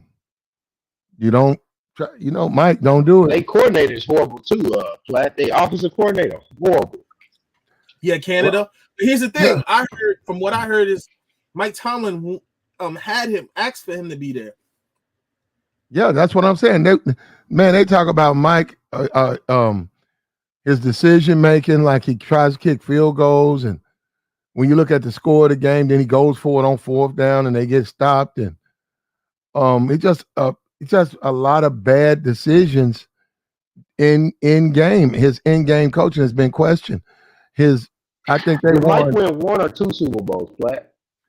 Mike won 2 with he inherited Bill Cowher's Super Yeah, Bowl team. yeah, he won that one. Hold up. He didn't only inherit it, he inherited the quarterback and all the coaches. All they did was install Mike as the head coach. So they come back, they win a Super Bowl, and they come back, I think, and then Arizona they won. But since then, Mike has been abysmal in the playoffs, consistently getting beat, sometimes being the first overround. I mean, the first got the top seed, and boom, at home losing to the lesser seed, just getting blown out in the playoffs over and over again. So they've been, and then they tried to get rid of Mike about 2 years ago, and Mike won. He's in a bad time, Platt. He's in a real bad time in the division because he got Burrow with Cincinnati. That's my team. Well, he got the Ravens with Lamar. No, don't go by that, man. That's just, you can't do nothing about that. I know you can't do nothing about it, but his quarterback ain't nowhere close to that. What he's saying is you can't, like I said before, you can't win. You can't win. Can't win with that guy, bro. Yeah, you can't win just being the Steelers anymore. Like, you really have to have elite quarterback play. Yeah. Yeah. They back to the quarterbacks they had before they got Roethlisberger. That's what they back to. Exactly. And I want to say something to Mike David. He actually won 2 Super Bowls. He won the first one. Was against Seattle when I believe they had Matt Hasselbeck. He won. You sure that wasn't Bill Cowher's team? Bill Cowher won one. So I think that was Bill Cowher. Yeah, Bill Cowher won one of them. Yeah, that was Bill. So Mike won one and Bill won one. I think that's what happened. Tomlin, Ben only got 2. Ben only got 2. Okay, no, Ben got one with that was Mike, right? Arizona. Yeah, he got that one in Arizona. And Ben, I think they lost to. I think Ben lost to Green Bay. Mike, you're right. But it says I looked it up. He had he was an assistant coach with Tony Dungy, and he won with the Tampa Bay Buccaneers. Yeah.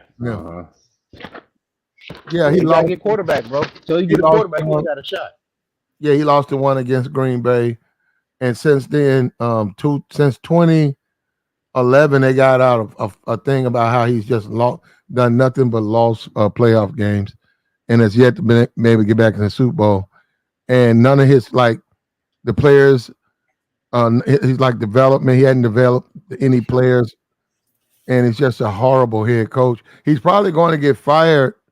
I just hope he doesn't scream race, man. I think he's getting set up, but he's gonna have a hard time proving it. Anytime that's your job is to coach the talent they give you. A lot of coaches, they won't take that job. Yeah, they'll walk out of they say, I don't want the job. Because that's why a lot of jobs stay open. A lot of times they was like, we can't find anybody to come here and coach at this organization. Well, you guys you won't let me have no say over the personnel, so I'm not coaching that job. Because then when we lose, then you're gonna try to fire me. You're gonna blame it on me, yeah. Mm-hmm. Hey, Platt, you right. I think that dude from Miami is on his staff too. The one that got fired, they got the racial discrimination lawsuit. Mm-hmm. No, he's on the Vikings. He's Brian Flores. He's on the Vikings. Okay, he was on their staff though. Yeah, he was last year. He was last year. Now he's on the Vikings. When you look at Mike, there are a bunch of jobs open that's going to be open. If I'm Mike, man, don't fight it. I mean, you tried your best, man. You could say that anybody who knows anything about football said, look at my quarterback. I mean, like, you blaming Platt, me. you right. If you right, Platt. If I'm Mike, I don't fight it. And the one job I want that I think gonna be open is the Chargers with that quarterback. I'll take that job. What I said. All that other shit they can keep. So their coach should be fired. He should have been fired after they blew that game last year. Mm-hmm. But the Jacksonville. Man, Jacksonville. Yeah, hell yeah, Platt, that playoff game he blew. Jacksonville is hard to beat, man. Yo. In the Platt, they was up 30. It's that quarterback, bro. Trevor Lawrence is not easy to beat, man. Justin Herbert is pretty good, man. There's no way. And Staley, Brandon Staley is a defensive-minded coach. There's no way he should be giving up so many 30-point games. You know what I mean? Like, especially if you have a quality quarterback, Justin Herbert, he shouldn't have to be putting up 35, 40 points for you guys to win. So, I don't know. He definitely, I believe, damn, I would like to see my Harbaugh join the Chargers, to be honest with you. Oh, you talking about Michigan guy? Mm-hmm. Well, he ain't leaving Michigan. He built that. They might have to. They might spend him because of the those. Oh, they've been investigating. Yeah.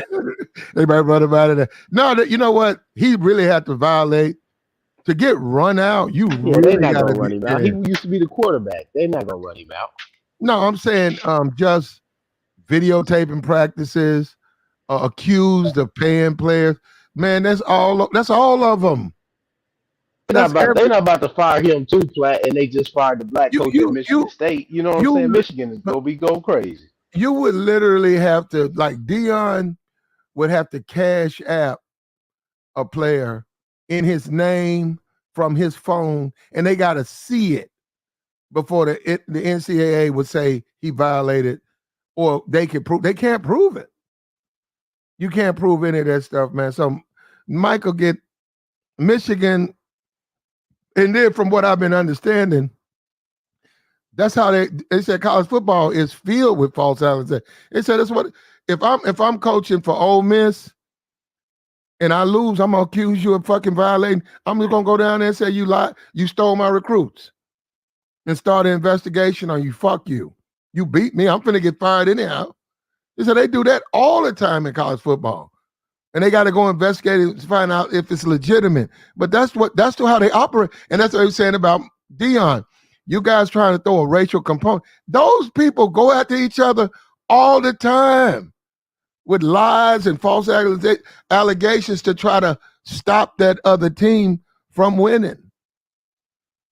They do it in the SEC. They do it everywhere. So, Mike, I hope this ain't fair, Mike, but actually this is best. Take your firing like a man, bro. Brother, I hope it don't happen tonight. Because you might get fired tonight. If Tennessee go up 45-0, and you got Mo Curley and Larry out there, Mike, you might get fired tonight.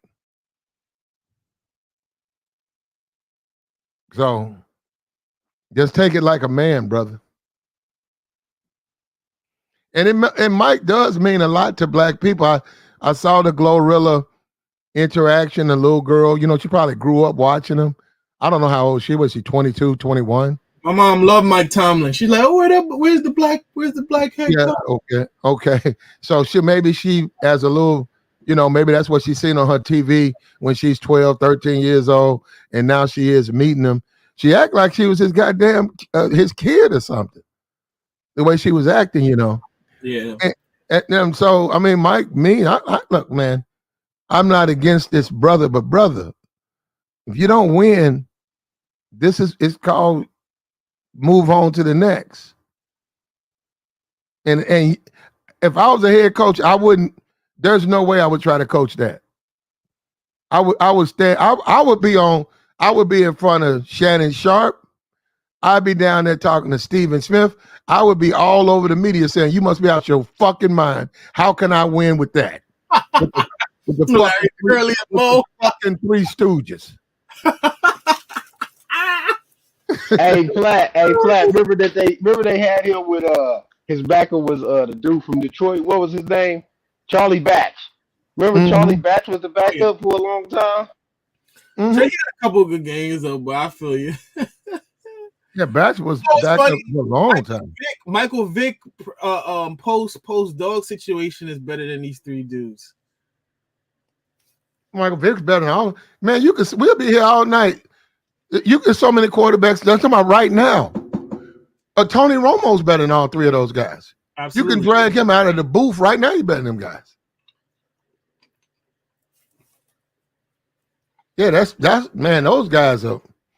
I have no idea. And then you got bad quarterbacks when you would rather play your hurt one over over the guy who's healthy. Mason Rudolph's healthy.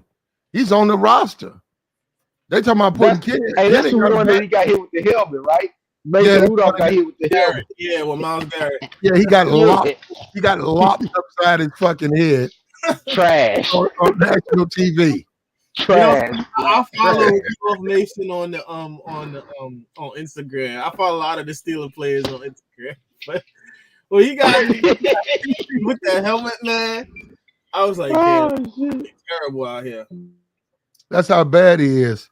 He got lopped upside his fucking head on national TV. And you can go on Twitter and see the gift, and he's still on there. But the team, I don't know, man. The team, because he should have been cut, and the team signed him. Like, he's in his 5th year, and they, as a backup, if no other team wants you, you get cut. You wind up going to XFL. You wind up fading out. I ain't gonna lie. I was shocked that he was on the roster this year. Huh? I said I'm not gonna lie. I was shocked that he was still on the roster this year, coming into training camp. And now, my thing is this: what is he there for? If Mitch is hurt, Kenny's hurt, you put them in. They're like, they ain't gonna put him in or they're gonna put a hurt Kenny Pickett.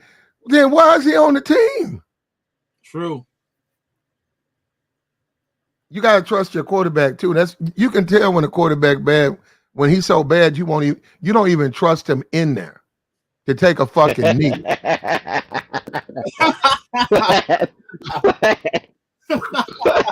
God damn, Flat. That's funny. Hey, Flat, you ain't shit. No, that's what's man. That's what's on the roster. Hey, bro, they keep a trash ass quarterback around. Hey, I'm gonna tell you this. I live in Missouri, so they keep a trash quarterback on the bench. Chase Daniel been in the league for like 15 years. I took 2-3 snaps. Who's he Chase with? Daniel, Blaine Gabbert, all them former Missouri quarterbacks, they still in the league, ain't did nothing. Been collecting checks for 15 years, bro. Yeah, Chase. Now, who's he playing for now? Last I knew, it was the Chargers. Okay. And then Gabbert is now the backup of Patrick Mahomes. Oh yeah, I forgot. I you still in the league. Man, bruh, somehow they keep him in the league, bruh. You know they what, be man? sitting around, clipboard carrying and all that shit. What people are starting to see more and more. They should have kept the Chiefs. They should have kept Tyreek Hill, man, because they don't have nobody who could take the top off of defense. They don't. Yeah, you were saying they should try to get Devontae Adams. The Raiders are about to trade him to the Chiefs, bro. That's what they were saying. They probably not. But who else? They said someone else they should try to get. And they should have tried to get DeAndre Hopkins. They should have got him when he was coming out in the summer. They should have got him in the summer. Yeah, but I don't think you're gonna get anything out of him, man. D-Hop, it's pretty much over. Shit, for him. You know why? Flat, he better than what they got. Bro, did you guys watch that last Chiefs game? He threw it was like 4th and 2nd, and Mahomes threw a pass to the end zone, and it literally dropped through the dude's hand, and Mahomes was like pissed, like nigga threw his hands up in the air. I've never seen Mahomes that frustrated, because a lot of these dudes like Rice, another dude that got cut by the Giants, like they got a case of the drops, like they can't hold on to passes. And what it is the team the offense is getting predictable because they realize, okay, if it's like 3rd and 5, they're gonna going to Kelsey, so they just doubling. Exactly, we're gonna double him, and they don't have nothing coming out the backfield that you got to double. Friday was Hilaire ain't good. Pacheco is okay, but they don't have the threats, bro. They're probably going to make it to the AFC title game again with the Bengals and lose this time. The Bengals go to the Super Bowl. I can see them losing to the Bengals. Maybe the Ravens or the Bills. I can see them losing to the Bengals. I can see them losing to the Raiders. Not to the Raiders. No, not the Raiders. The Ravens. The Dolphins, maybe. Definitely. Watch this game. We'll see how they play the Dolphins. I think the Dolphins gonna get beat in Germany. I think the Dolphins gonna get beat. Well, we'll see the Dolphins play the early game if you don't oversleep. Mm-hmm. Yeah, they play They'll the Chiefs. They play yeah, the they'll Chiefs be in Sunday. London. And they're gonna have Xavier, the guy who got the chicks pregnant, and they're gonna have Ramsey. Yeah, Xavier Howard. Yeah. Mm. So that's gonna be interesting to see the Chiefs play the Dolphins. But man, the offense, I don't know, man. I don't know what's going on with the Chiefs. They're too Kelsey reliant. It's Kelsey or bust for them. Yeah. Because a lot of those players, like if even like I'm not gonna lie, Mahomes isn't really this is probably his worst season. And the last game he played, that was one of the worst games I've ever seen him play since I've been watching him. Like he threw a pass across his shoulder, running from like the right side of the field on a 4-22. Mm-hmm. It was intercepted, right? Like I don't even think they had like 14 points in the game. They had like I think 12. Because at one point it was like 9. Yeah, Denver they had 9, bro. They ended up with 9.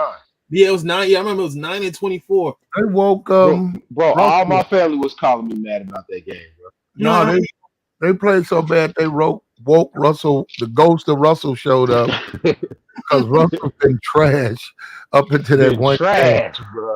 Trash, Platt. Trash. You know what Russell's problem is? He'd hold on. He's been over there sucking on that box too much. He hold on to the ball. Well, I mean, from a football perspective, he hold on to the ball too much. He don't know like this. Okay, if you go through your progressions, stop waiting for a receiver to get open. Use your legs. Force the defense to be honest. Well, that's what he always did, Ezreal.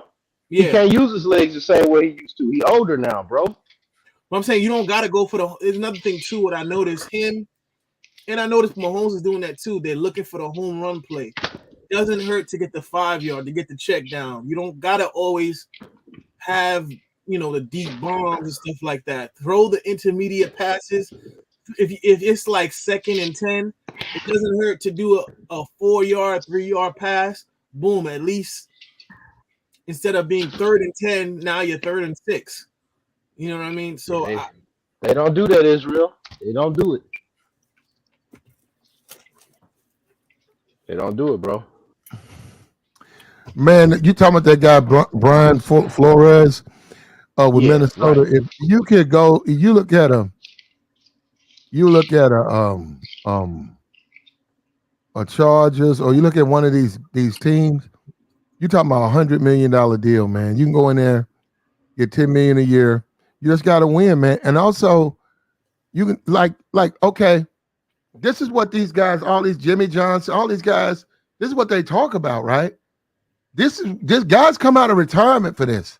They say, okay, Michael Penix, the guy from USC, Bo Nix, guys come out for those guys. They like, yeah, I'll coach that guy for 5 or 6 years, get $100 million deal, and I know I got one of the best quarterbacks in the NFL. Look at Pat Mahomes, Andy Reid was going to retire. Andy Reid had already set up he was going to retire until they got Pat Mahomes. And they started winning like that. And that's what ran off of Michael Bieniemy. Michael Bieniemy was set up to become the next coach. But Andy wasn't going to fucking retire. That's why he had to run down there to fucking – and then Andy stripped the man to play calling. That's why he had to go to – he's at the Commanders right now, because Andy Reid was not going to give that up. So – I'm saying if you're a coach and you get a good look at the guy with the Texans, right?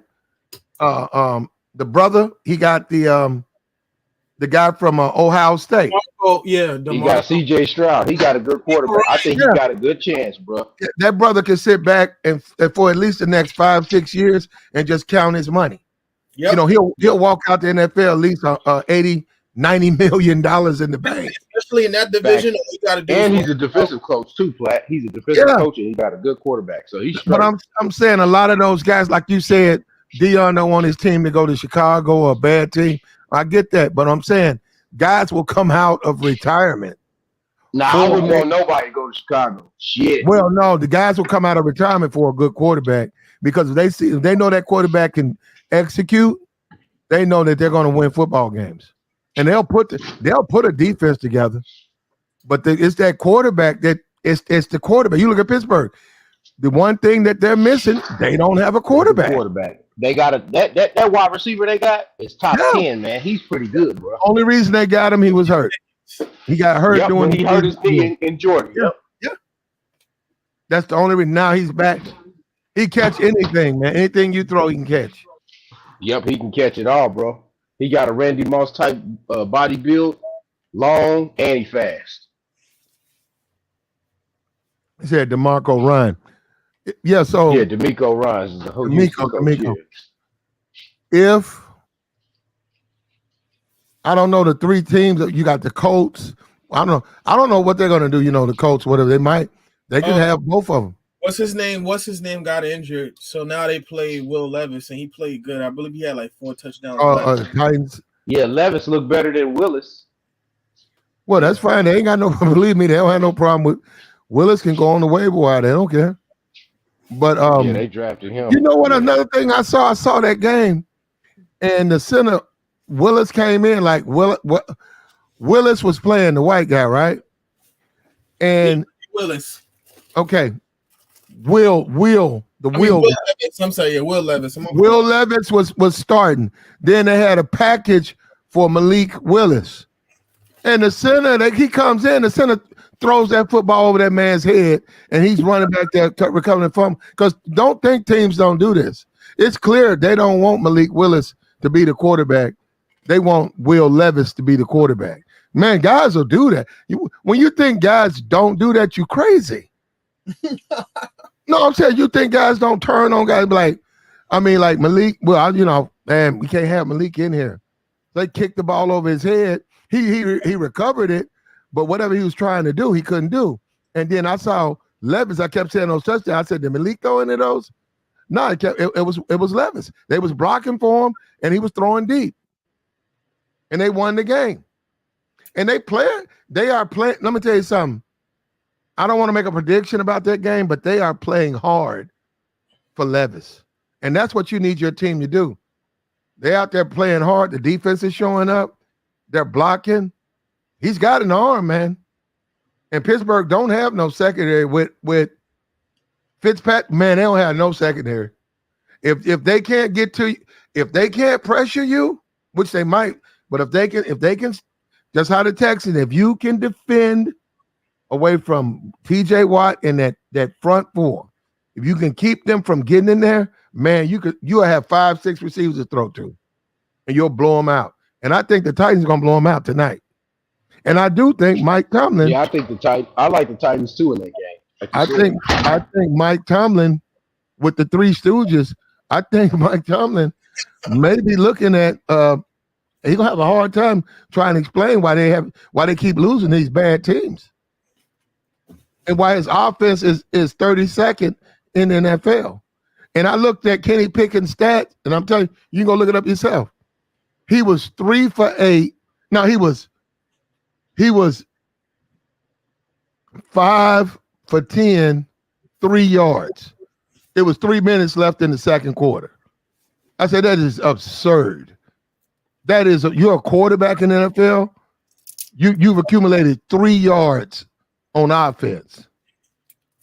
Yeah, just 3 and out. Just 3 and out. 1, 2, 3 punt. 1, 2, 3 punt. For 3 yards. Yes, 1, 2, 3 punt. 1, 2, 3 punt. What are you doing? He must have threw 3 screens, bro. Yeah, he was throwing them so late that guys was in the backfield. Damn. He trash, man. He trash. I don't know. I don't know your name, bro, but I was telling him I was saying KP. You said JP? KP. It's KP. Yeah, I was saying. So I was telling Platt, I think they should trade JJ Watt to get like somebody in a QB in the first round. They'll burn that stadium down, brother. You would literally be playing in Three Rivers. Nah, they can't. No, look, hey, well, I'm gonna say my thing. Look, them white folks, They are fucking nuts about J.J. Watt, bro. Them people do not. They don't even go there to win. They go there to watch J.J. Watt. If you traded him, bro, they'll burn that goddamn stadium down. Yeah, bro. He's a Hall of Fame player for that team. So that's the guy they going with. Just like they did with TJ Watt in Houston, remember? Yeah, J.J. Watt. No, they love J.J. Watt, man. He is the team identity. As far as the quarterback, yeah, he's the team identity. Like Platt said, he represents the city of Pittsburgh. Yeah, like he's a true Pittsburgh like he feels like a Pittsburgh person when you see it. Yeah, I've watched too many of their games, man. You look at the stadium and ain't nothing but TJ Watt jerseys. And he's a good player. When he go in there and he calls a fumble, man, they go crazy. He's a damn good player. And he's a difference maker. So they couldn't do that because they basically would be giving that defense away. Hey, they definitely gonna fire Mike if they trade him. Mike fired the next day. They coming, bro. We might find Mike swinging from a light pole if they trade him. Man, now Mike. Well, they would never approve that, but no, they're not going to be able to move up. Well, they might. I'm going to tell you who they might be able to get. I'm being for real. They might be able to get Penix or Bo. And let me tell you why. Bo might win the Heisman, but you know how the NFL is. When they look at all, they ain't going to go with no damn Bo Nix. Pittsburgh got a chance of getting him. Because Bo Nix damn near old as Lamar Jackson, bro. He might. I got you. So I got you. Well, Kenny's 27. Penix is old as fuck. Bo Nix been playing college football for like 5 years. That's what he's saying. Kenny Penix is old as fuck. They said that. They was like, goddamn. And they said most teams don't draft first round guys as old. Yeah, Kenny Penix is like 26. He ain't no 21-year-old rookie. He's 26. So Bo Nix wouldn't be no different. Like I said, Bo Nix fits for them. He fall right in there with the Three Stooges. He could be Shep, the fourth stooge. Bro, you tough, bro. God damn, bro. You know, they had bro. They changed them up. You know, Shep came in there for a while.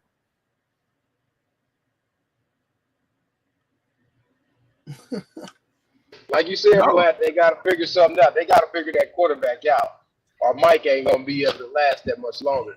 But that's the same thing going to happen to the Green Bay coach. He about to be on his way out. You know who I think is the perfect coach for Pittsburgh? I'm going to be for real. You know, I think Rex Ryan is perfect for the Steel City. Him because he's crazy. He's nuts, and he's about defense. And just a quality quarterback, not nobody great. Because to this day, we looking at Seattle. I said, so Geno get this $180 million contract, 3-year contract, but his quarterback, I said his head coach was Rex Ryan. Y'all talking about how bad he was and he got traded. I said his coach was a fucking dumbass. Didn't know how to play him. He goes to Seattle. Backs up, shuts his mouth, don't cause problems, stays in the backup role with that West Virginia arm coming out of college. That nigga was killing people. He was throwing all types of touchdowns. You know we should talk about? I was talking about him recently too. Travis Kelce. They used to be teammates. What he was saying? He used to say like, man, like he was like Geno was gifted coming out of high school and college. Like he felt as though he was gonna be like a star in the league. And he was talking about how when they both were in high school, like they both tried to go for to be a starting quarterback, and he's like Geno blew everybody out the water. He's like, that's when he knew he could never be he's like, when he saw Geno start playing as a quarterback, he realized like he knew he could never be a quarterback. He's like, that wasn't his calling, because how Geno had the arm, the zip on the ball, a tight spiral, like he had everything. Especially even from high school and college, people thought he was going to be really good. Now, if you watch the Seattle Seahawks, this is one of my favorite teams to watch for like the last 2 years. Like Geno Smith can play, man. And he just Hey, they just got Leonard Williams the other day from the Giants. They just traded for the defensive lineman the other day. They just got him. Nah, somebody said, Mike David, you're wrong. Geno is not. You got to watch the last when they played the Browns. Oh, he's much better. I seen him against the Bengals 2 weeks ago. He's much better than he was. Yeah, and I mean, and there's another thing. Like if the pocket's collapsing, he could step up, and you don't run out of scrimmage. Like you think he's running out, he's about to run. He'll just step up into the pocket and then make a nice throw. Like yeah, he's doing a lot of stuff that black quarterbacks do when they get to progress and they get all that run out of their system. You know what I mean? He's starting to go through his progressions, bro, and just push the ball down the field and make the throws. If he needs to run for a first down, he might do it, but he ain't gonna do no Lamar Jackson type of stuff. Lamar ain't gonna be doing that Lamar Jackson type of stuff in a minute. Lamar Jackson, I think he's just an outlier. Because I don't the foot speed, I just think that's unmatched. But Mike Davis, he garbage. Like they're not garbage. They're on top of the division right now. And I believe they're gonna come out of the NFC West. They could definitely hold the second seed. I think they could beat the Eagles as well. I don't see how they couldn't. You know what I mean? I think if you guys are right, I think the Cowboys gonna blow the doors off the Eagles. No, the way they just did the Rams. I'm telling you. No, I'm saying Dak like that, bro. Huh? You can't be trusting Dak. You gotta be trusting that defense. He showed up against the Rams. The Rams is done, man. They mortgaged everything to win that Super Bowl. No, they not. No, they not. Platt, you know them. Platt, name 3 Rams players. No, I don't know that. Platt, name 3 Rams players right now. Stanton. The big guy, Aaron Donald, and the guy, the running back from Memphis. What is it? Henderson. Who is awesome, but they don't play. They don't play him. Yeah, I don't know why they don't play him, but man, that guy. Now he needs to get out of LA because I'm telling you, that guy he's right there with Pollard. When Tony Pollard, who the 49ers ruined his career after they cheated and broke his leg or whatever. He's not the same guy anymore. Man, Tony Pollard, you can't stop Tony Pollard when he gets in the open field too fast. That's true. They wrapped him up and they blew his leg up. Yeah. Henderson Pollard was the backup. Henderson was the starter. Henderson faster than him. I remember that Memphis team with Pollard. Pollard was doing all them kickoff returns. Because they're like, who is this goddamn Pollard? That dude was killing. He just kept running back kickoffs, punts. Yeah, he's like a track guy. He seems like a track guy to me. Until the 49ers cheated and broke his leg or whatever. I don't know, messed his ankle up, and he ain't never been the same. And I hate that because I was like, man, why they keep running Pollard inside? Maybe they know he can't really do the sweeps no more, because he's hurt or he's not fully healed.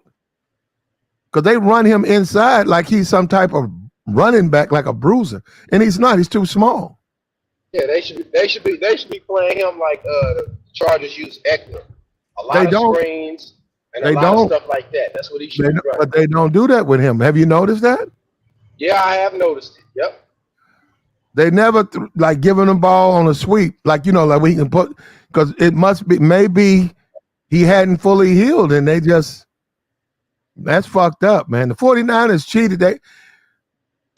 Whoever that cornerback is, he's done that before, where he grabs you and then wraps his legs behind you to snap your shit. He knows what he's doing. I don't know his name, but he's a dirty player. I agree. Tony Pollard wasn't never the same after that injury. Nah. And he he needed to do that because the Cowboys would have got him. They would have got him. Mm-hmm. But the book is out on the 49ers. They're pretty much. They might have a better chance this year of getting them because they're a little bit older. After what Joe did to them last week, everybody gonna watch the tape and do similar. Mm-hmm. But everybody ain't got Joe though. So The book is out on Purdy. What the Bengals did to him? Bengals don't even have no good defense. They man, my read him. Bengals got a good defense, man. What you talking about? No, Flat? they don't. So, No, they don't. but what it is Flat. Purdy. That Brock secondary is good, man. That secondary good. They got a nice little pass rush. And I think but the thing with Purdy is he forces a lot of these throws instead of just using his feet. You know what I mean? Like there was one he threw one of the interceptions he threw was in a double coverage. He did that That was the one he threw to Wilson. He threw that one to Wilson. He read the coverage wrong. Yep. Yeah, and then he's doing, unfortunately, he wasn't doing it last year, but he's doing a lot this year where he's staring down his receivers instead of going through progressions. And if you don't see nothing, just dip. Like, he's doing a lot of rookie stuff. And their offense works really well when Debo is in there with McCaffrey, because they can either run with both of them or they can pass it to both of them. Or they could do screen passes. They just lateral pass. And Trent didn't play last week either though. So once you ain't got your Hall of Fame left tackle, man, you're in trouble too. So yeah, we got it, man. We'll see tonight. I hope Mike don't get fired tonight. I doubt it. Well, if they lose like 40 to nothing, he might. I don't think it's gonna be 40 to nothing. It'll probably be like something like a 10 to like 23 or something. Yeah, I don't know where they're gonna get their points from. how long he been there flat now? Over about 15, 16 years? Yeah, about 16 years, yeah. Damn, he had a long time at it, man. He's been there 16 years. In the last 10 years, he hadn't won a playoff game. Mm. Damn, they ain't won a playoff game in 10 years now? In the last 10 years. No, they won a lot. They won them. No, in the last 10 years, they haven't done shit. They went to the Super Bowl against Arizona, and then they've been making the playoffs and getting one and done. Mike been standing on that sideline looking stupid. They've been getting fired. I mean, they've been losing. Like I saw Glorilla. There's a little clip of him and the rapper, and she's a little girl, and she act like he was so special, and she couldn't believe she was meeting him. I was like, does she watch the games? Because she ain't been watching the games. Because she wouldn't have been like, she wouldn't have been trying to meet him. She might have seen him, or her people might like him in a garage or something. One of her cousins like him. But she ain't been watching the football games because ain't nothing special about Mike Tomlin. He lose way too much.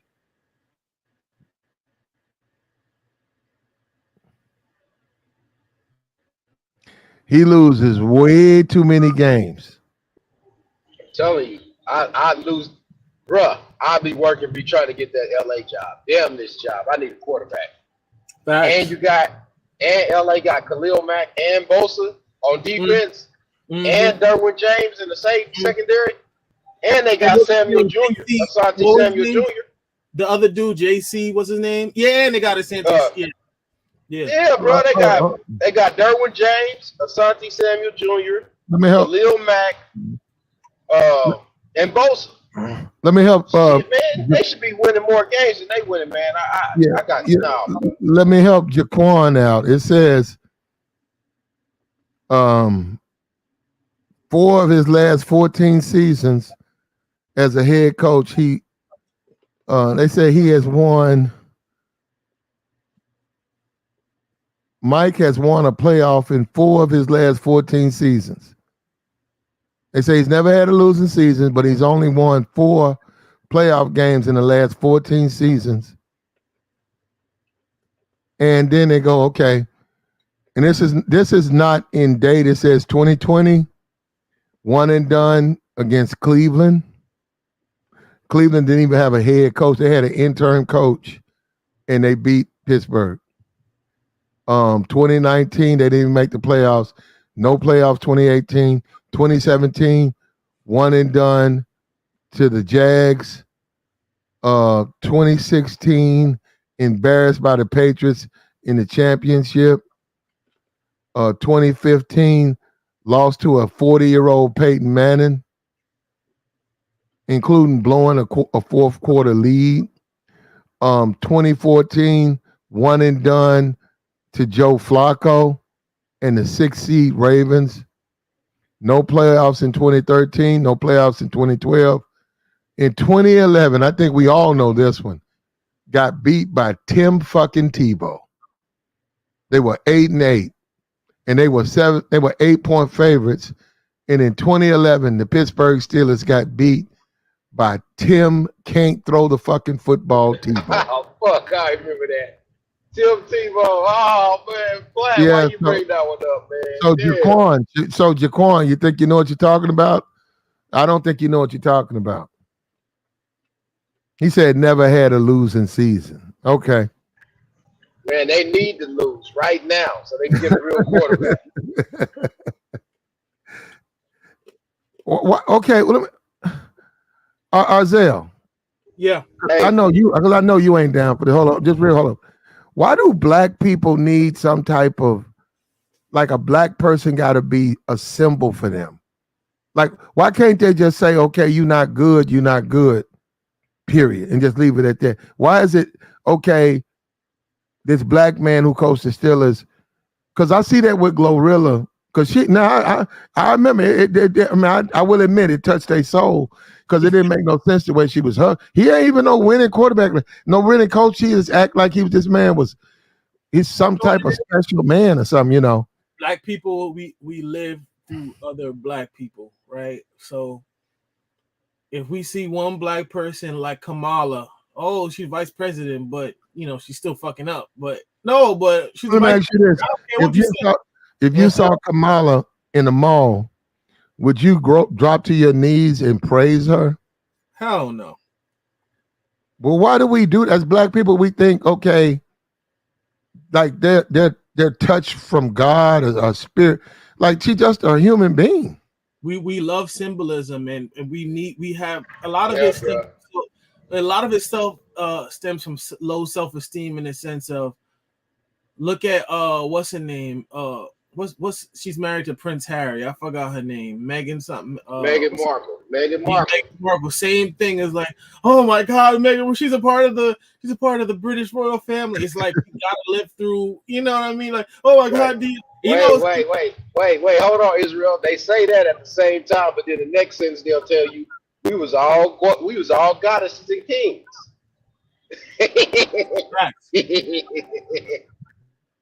And I ain't gonna lie. It was, I don't 100% agree on your stance with Deion Sanders, but I gotta admit, the way black people were acting was cringy as hell. Like, yeah, people not even watching football talking about, oh, y'all wanted to see him lose. Y'all wanted to see him. It's like, no, the team is not that great.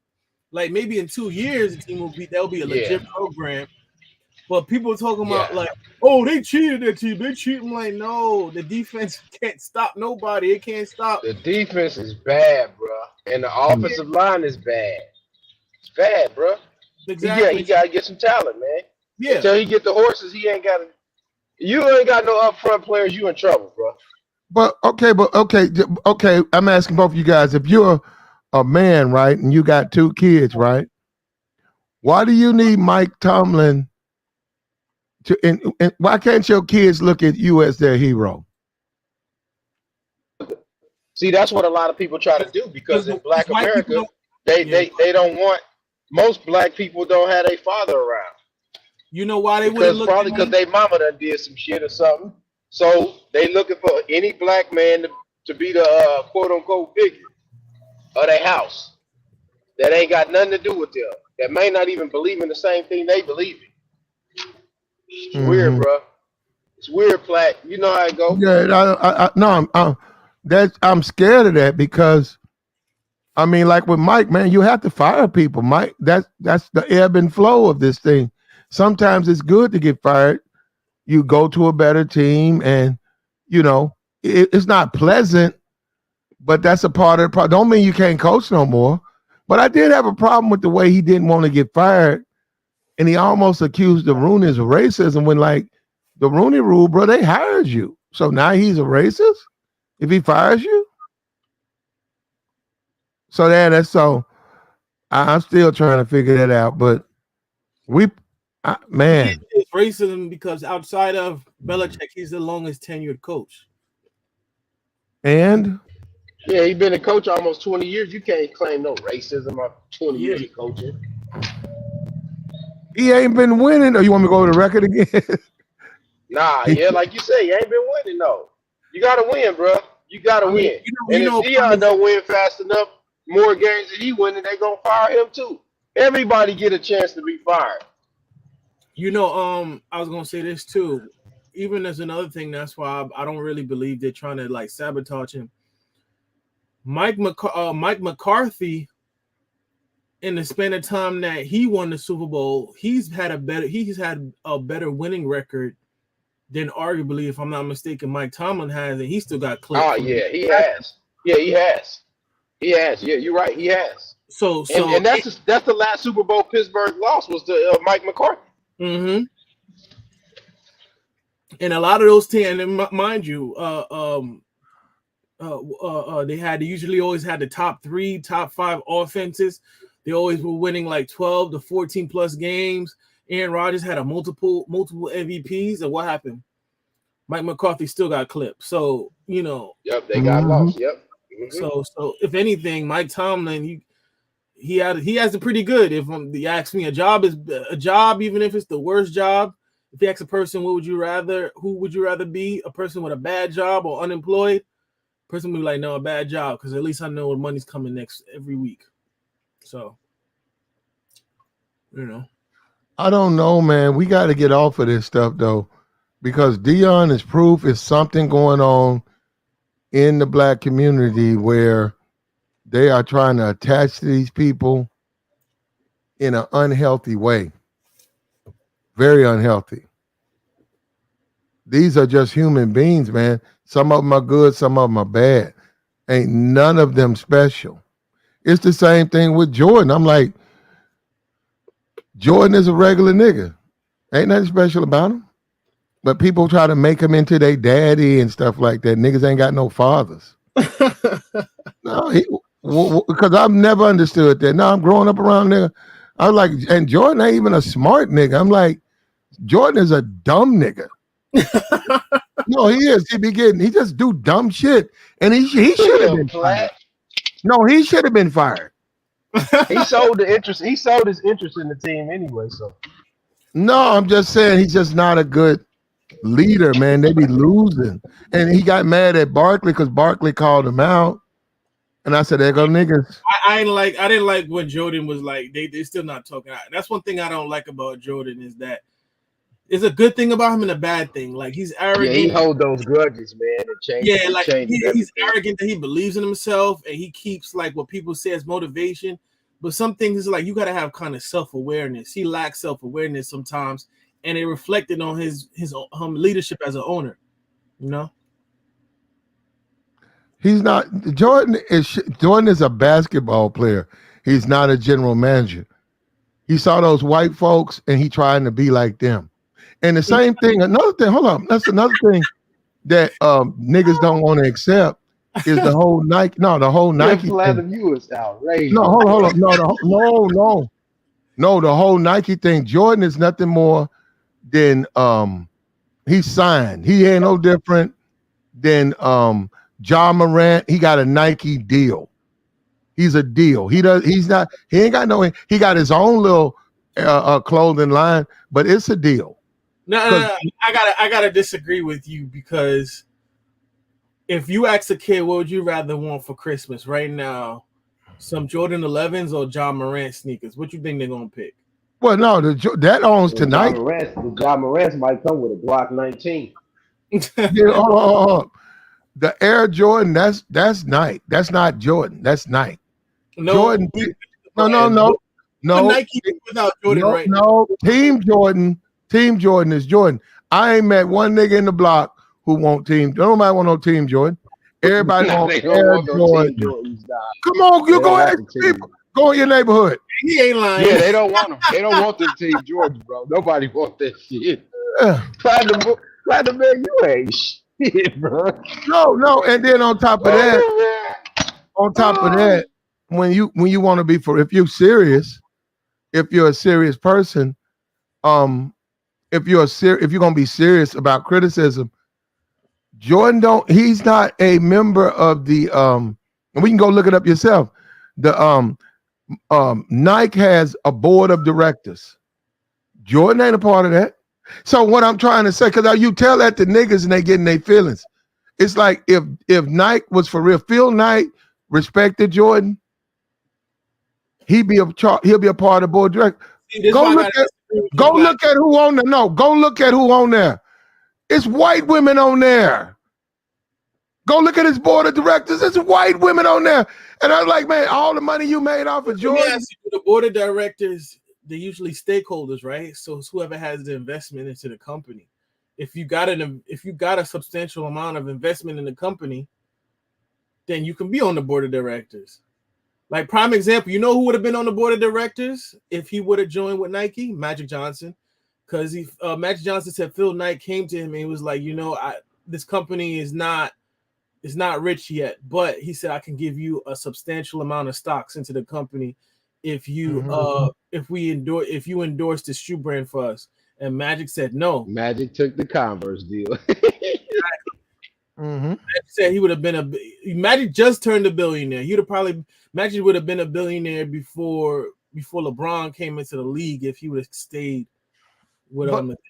Okay. You can make the statement that Magic should have taken that deal, but Magic overall is a good businessman overall. You can't say the same thing about Michael Jordan. You can't say that Michael is a basketball fucking player. Because I be tripping me about like, who's this dumb nigga trying to get in charge and try to tell me he's CEO? I said, man, them people look at you as a fucking clown. And I said, look at the board of directors at night. I looked at the board. It's a couple of white women on there. That Phil Knight don't have no respect for Mike. You my hoe, nigga. You ain't nothing but a hoe for me. Go out and make me some money, hoe. And I just feel sorry for these clown ass niggas who ain't got no daddy who look up to this nigga, man. And so they don't like me to talk though, because I be telling the truth. We tell the truth over here. We tell the truth over here, nigga. I got a daddy, bro. I don't need no motherfucking Michael Jordan. That is funny. It's some truth to it, man. It's funny because this shit is true. Like it's. But let me. Hey, you got niggas like 45, 50 years old. They ain't got no dress shoes, but they got a bunch of Jordans. Yeah. That shit crazy, bro. I ain't never seen nothing like it, bro. It's sad, man. The black community is just pitiful, man. They try to make. That's what I'm talking about. I'm finna show you. Hold up. I got to figure out to what folder this went to. I'm gonna show you this. It's just sad, man. When the black community, we try to make these people into something that they're not. These people are not. This is nothing more than a coach, man. Mike Tomlin ain't nobody a coach. That ain't nobody's daddy. I mean, he got his own kid. Look, first of all, he's a wonderful father. Both his kids in college. Mike's a high-earning man. He got a beautiful wife. You know, he's a great guy. But when you talk about criticizing somebody, some of these guys get fired because they don't win. That's the only criticism.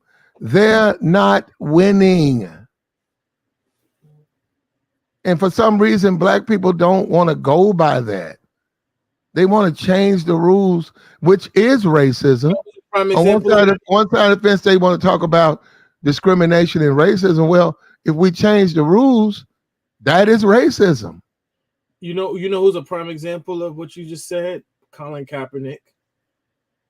Yeah, he ain't even in the league no more. No, but the fact that people are like, oh no, it's racism, he's not in the league. Is like, no, if he was, they got what's his name, Randy Gregory, and a couple of other dudes that had threw their wife on a bed with a bunch of guns. Like, they have the worst of the worst there. Trust me, if Colin Kaepernick could play, he would still be in the league. Bro, if he could play, he would be the perfect player for the Raiders. If he could play. Right. Either Jerry Jones would hire him or Al Davis' son would have hired him. Well, I personally think if he could play, he would be in the league, because guys think these players, and they do collude, they do. But if you think these guys are going to lose to these other teams and let these other teams, the value of the team go up, nah, man, nah, they ain't going to do that. And yeah, they will set each other up. Just like we just talked about college football. They lie on them guys all the time. I had a recruit that's supposed to be coming to my campus, and I think he got money under the table. They report each other all the time on that. Now look at this right here. Now look at this. Look at this Glorilla. This is Mike Tomlin. I have a problem with this because this reeks of parenthood and misdirection. This just misguided. Ain't no daddy at home disorder. Yeah, misguided affection. Look at this.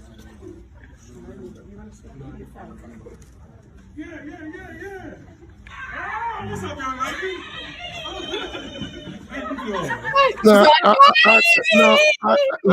I think that's beautiful as young people to an older person, but Glow, you cannot do this to strangers.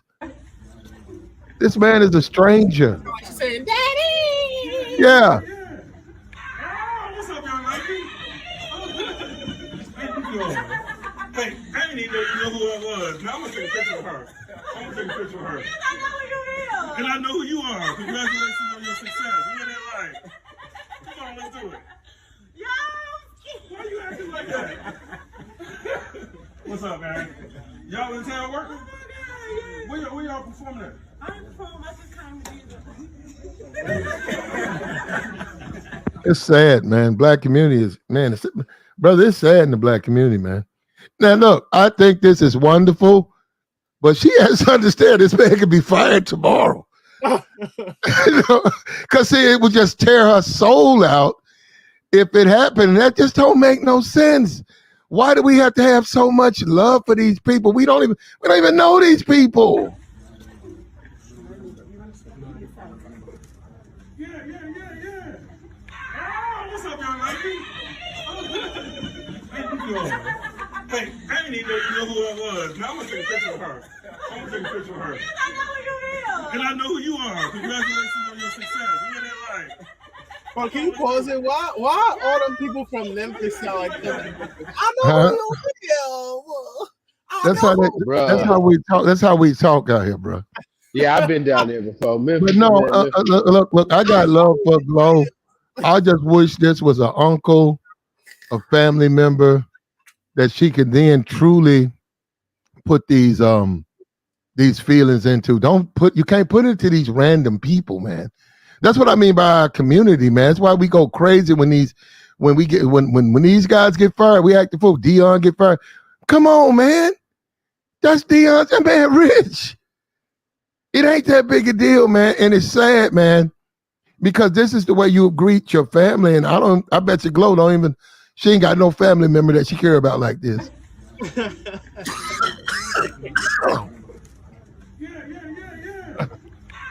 What's up, young lady? Hey, I didn't even know who I was. Now I'm gonna take a picture of her.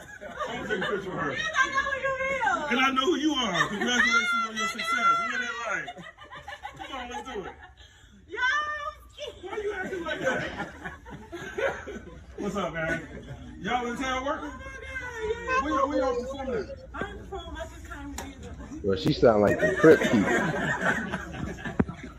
Hey, it's Tuesday. I don't practice on Tuesday. So I got my. Yeah. What's up, young lady?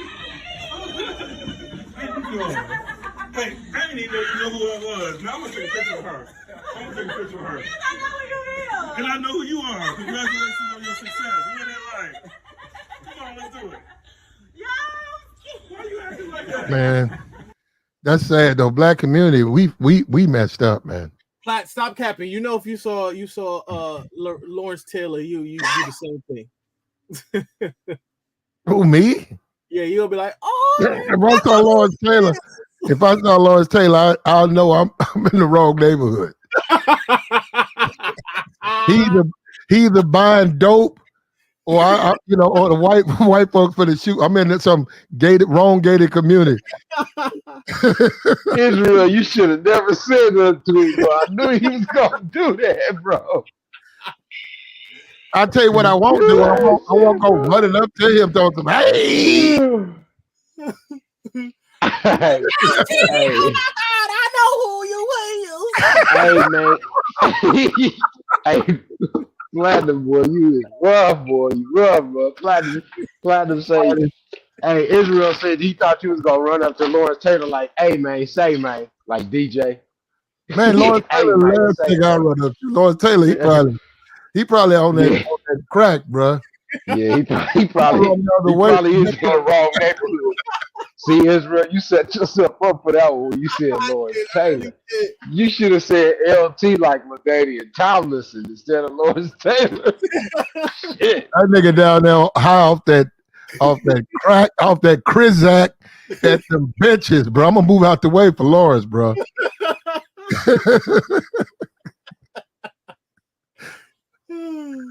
Nah, none of them, man. No, they good people, man. Just said as a people, we attach way too much to these people, man. I got no problem. Mike Tomlin they just showed him at Wake Forest, I think.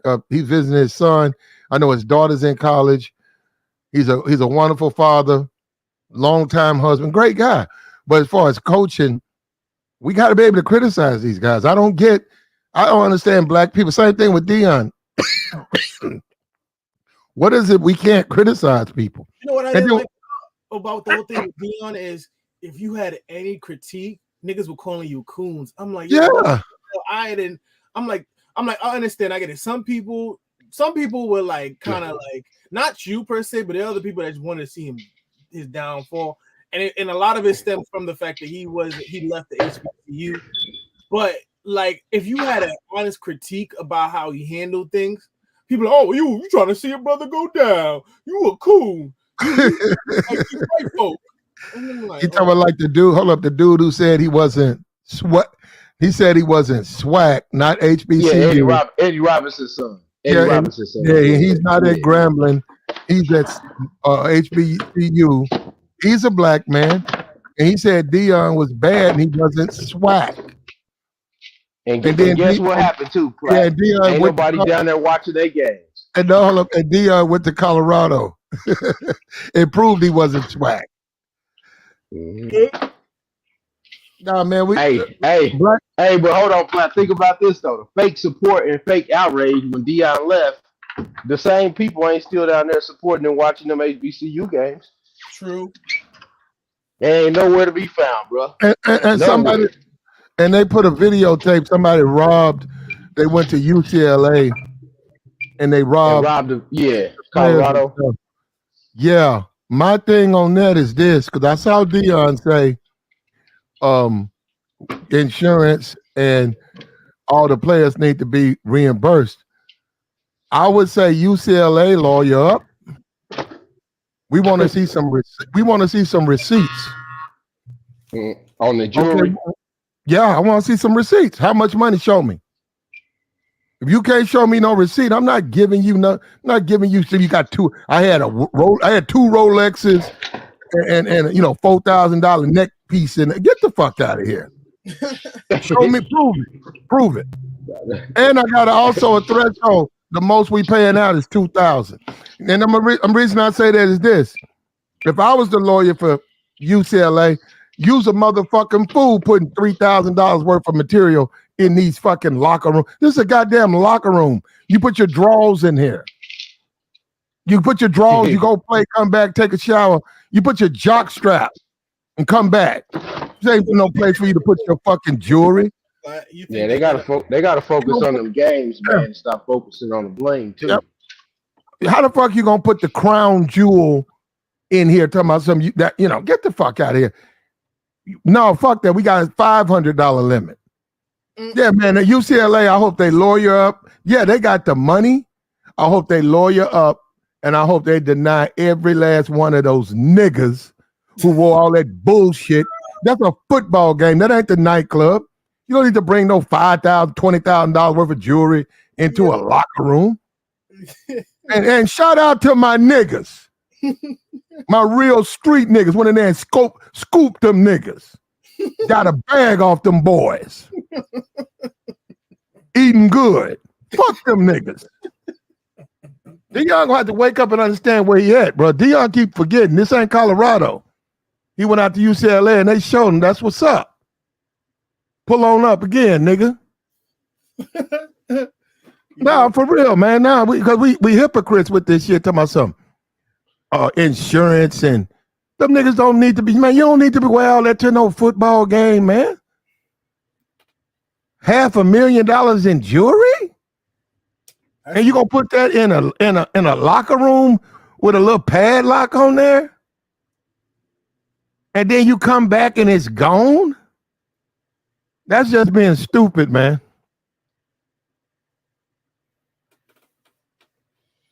That's being stupid. I don't sympathize with him at all. Rob him again. Damn, play you cold blooded. That ain't what you wear to a football game, man. I feel you though.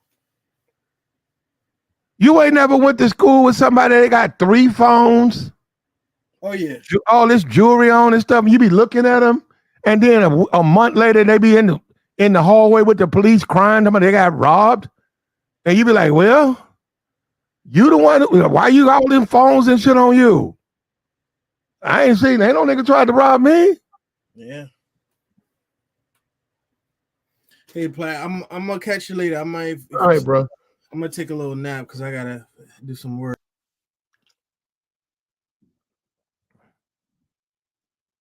We're talking about Mike Tomlin. There's rumors.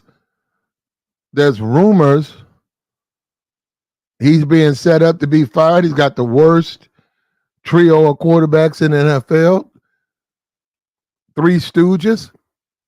It's very possible if they lose hard tonight, I'd say by 30, 40 points, he won't be invited. Mike will not be back on the team. He'll probably be let go tonight. Is it a setup? Yes. Is it fair? No. But life's not fair, and that's just how the ball bounces.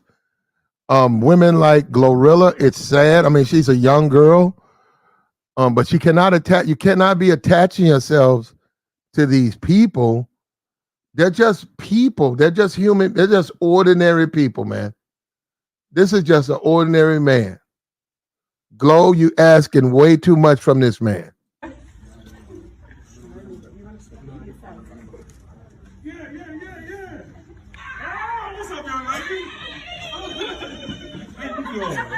Hey, I didn't even know who that was. Now I'm gonna take a picture of her. Yes, I know who you is. And I know who you are. Congratulations on your success. What that like? Come on, let's do it. Yo. Why you acting like that? What's up, man? Y'all in town working? Where y'all performing at? I ain't performing. I just came to do Hey, it's Tuesday. I don't practice on Tuesday. I wish you would win a game, and maybe the fans of Pittsburgh would act like that. I mean, he certainly don't win football games, you know. So I mean, hey, if Glow, do your thing, but I wouldn't put. This is the wrong one. If I'm gonna be crazy about a football coach, it won't be him. He just don't win enough. Yeah. Oh, what's up, young lady? How you doing? Hey, I didn't even know who that was. Now I'm gonna take a picture of her. Now look, I admit that's sweet, that's heartwarming, that's wonderful. You know, nobody can take from that. Nobody can say something negative about that. That's a sweet, wonderful thing to see. But man, Mike, come on, man. Mike, come on.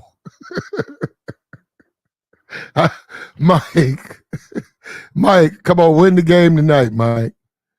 Come on, Mike. Do it for Glow. Do it for Glow. He says a padlock would do you no good if they have. But I agree, man. But if you guess what? Guess what? If they cut the lock off and the only thing in there is your drawers, are they really gonna be in there popping locks? Are they really gonna come in the locker room and pop the locks if the only thing in the locker is your drawers? Some body deodorant in your drawers. And maybe your ID. And I'm not even talking about a license. I'm talking about your student ID. You can cancel that. Like, you get there and somebody stole that, you can cancel it. Boom. But no, you don't take money on those trips, man. You certainly don't take $25,000, $30,000 worth of necklaces on a road trip in college football. You don't do that in the NFL. You don't do that in the NFL. They'll tell you, you don't do that, man, because you can get robbed. And they make you sign all that stuff. They have a threshold like $250.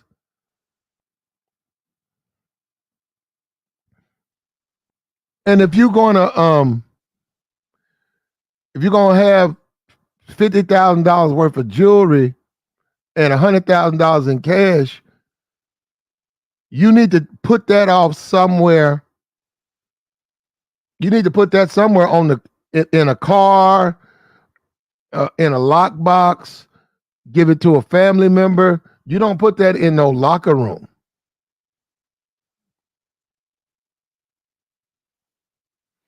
He said, do you know these kids will flex just because they're young and stupid? I know. I didn't say they were smart. They got cameras in there. They're going to catch them guys, man. I hope if them guys smart, they don't sell that stuff because they're going to have to turn that stuff over to get it, to, lessen their sentence. But this is going to happen again for Dion. He's out west. If he don't, tone down some of the, them guys can't be wearing stuff like that, rings and stuff. You can't wear that. It's just too much money.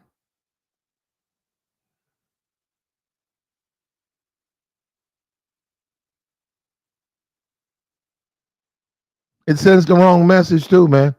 We talking about Mike. They're saying that he got the worst quarterbacks ever assembled. Mike Tomlin's got the worst group of quarterbacks ever assembled.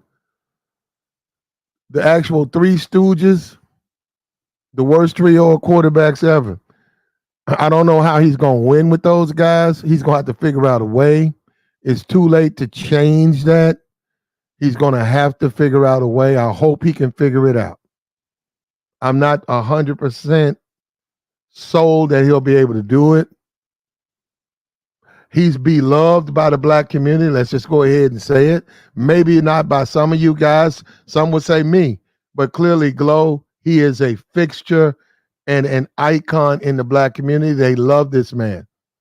He's more than a man. He's beyond that. Watching him stand on the sideline over the last 15 years, this young crowd, he's left an impression. They love this man.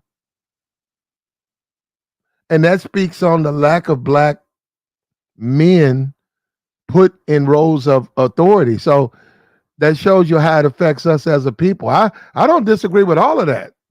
I just said he needs to win. That's all I'm saying. I mean, I'd rather see him win than stand there and lose. I just say he's got to win. And even if he gets fired, it's not the end of the world. There are multiple positions open. He'll get more money. He'll get opportunity to pick his own players, which is really what he really needs. He needs to get away from Pittsburgh where they control personnel. They're not giving this man what he needs to win. I mean, look at his – come on, man. Look at his quarterbacks. Come on, man. That's ridiculous.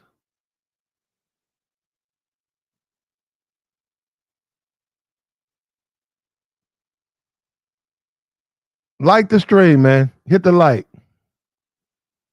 We got to do better at this stuff, man. We have to do better. We want to talk about this. We want to put this out, man.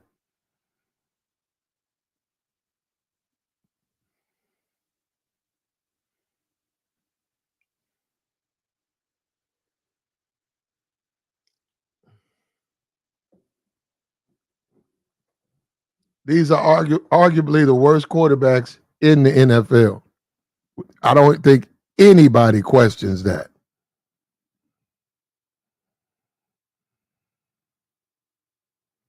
Shannon says when you start, you're right. Shannon, there's dudes right now in Arizona. There's dudes in Utah looking at Shedeur Sanders when he goes and does his conference.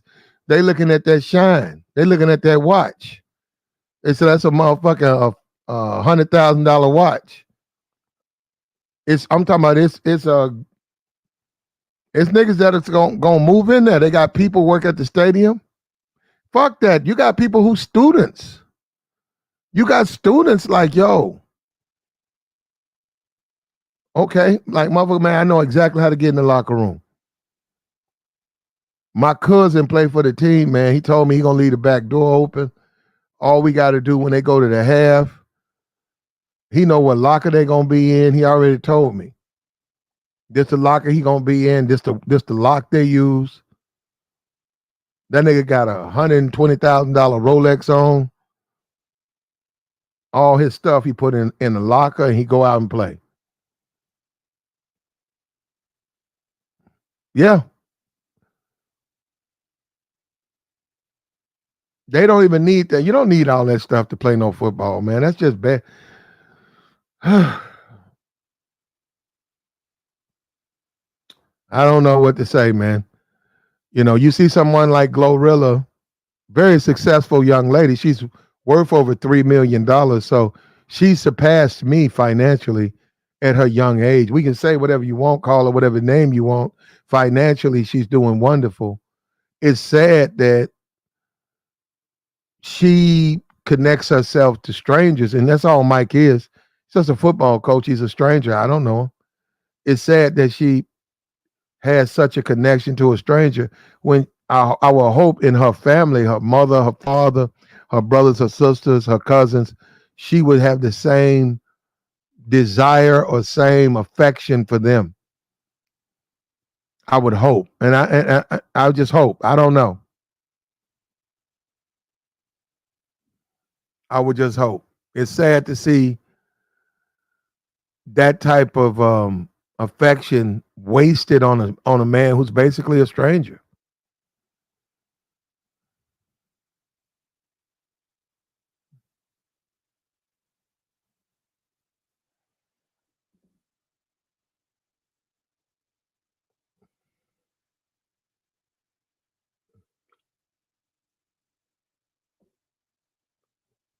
Well, once again, I admit though, you know, I have no problem with this. This is a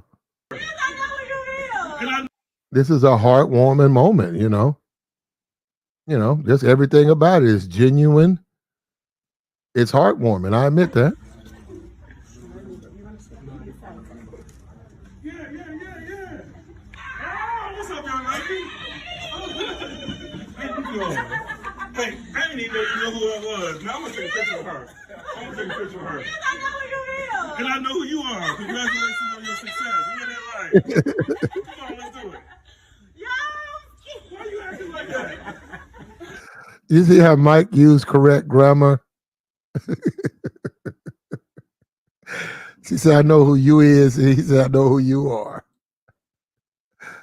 Isn't that right? Come on, let's do it. Why you acting like that? What's up, man? Y'all in town working? Where y'all performing at? I ain't perform, I just came to do Hey, it's Tuesday. I don't practice on Tuesday, so I got my.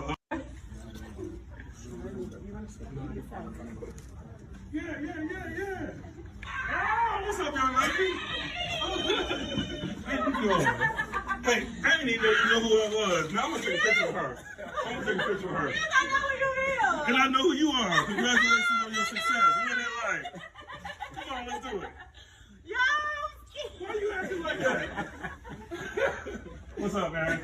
Y'all in town working? Where y'all performing? Yeah, so it's a wonderful moment, man. But that doesn't take from the fact you got to win football games, man.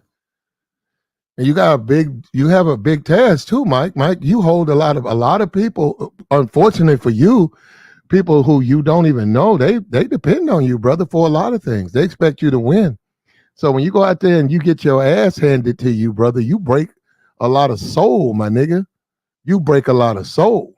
Same thing for you, Dion. When you go out there and get your ass handed to you, you break a lot of soul, a lot of disappointment out here. So you can call it fair or unfair. A lot of people depend on you guys to go out here and win these games and go out here on these weekends and these big screen, these 200-inch TVs and the hot wings and your family members and your little cousin and you're sitting there. They want you to win, man. That's all. And Glorilla, she don't know. The young lady, she just wants you to win. And and she grew up with you.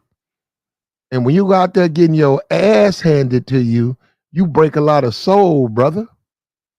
A lot of it. We got to stop that. We got to be more and we got to do more.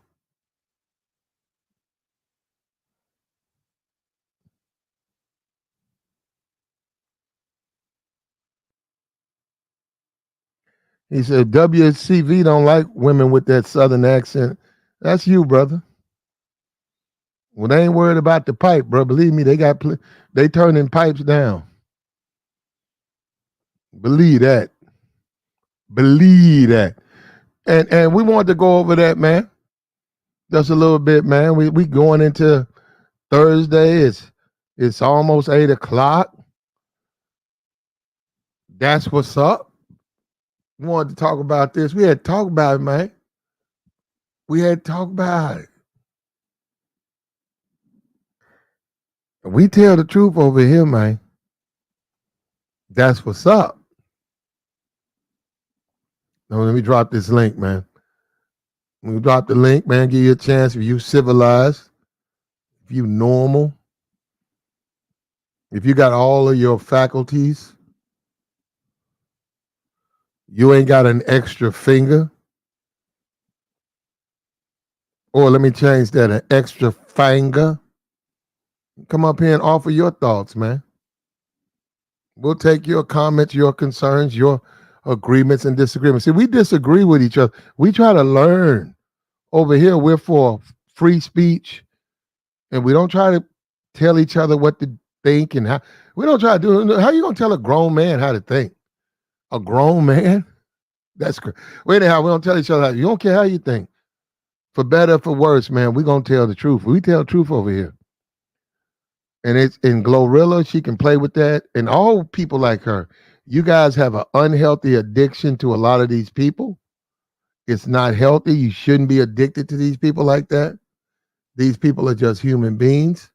They have their faults, whether it's Beyonce, whether it's Jay-Z. You got to let these people live.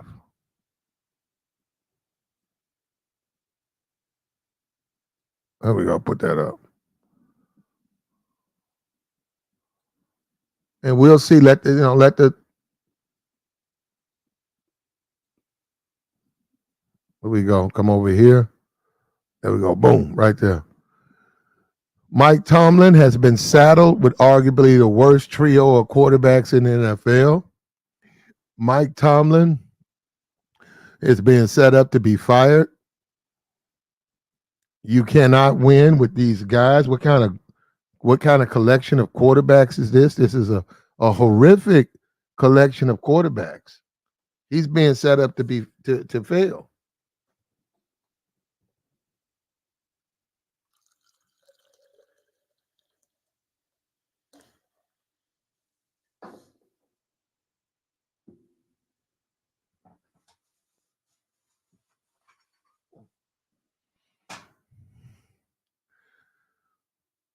And you got to understand that's how this game is played, man. That's what we try to bring you guys.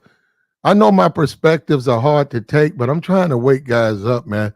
One day you'll get it. You don't get it now. I think about Kevin Samuels, that's what Kevin was trying to do for a lot of women. He was doing it with men, but he was trying to wake you guys up. But he was so far ahead of his time that a lot of you women are finally understanding what he was talking about. You finally realize he was talking about you going to blow through them young years. And red pill has always been around. That's not Kevin's creation.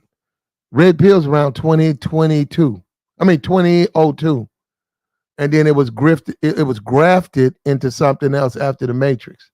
And the Matrix, I think 99, the Matrix is 99, 93 or 92. But Red Pill philosophy was around before that. You're talking about it was in a different description. It wasn't as complete as it is now.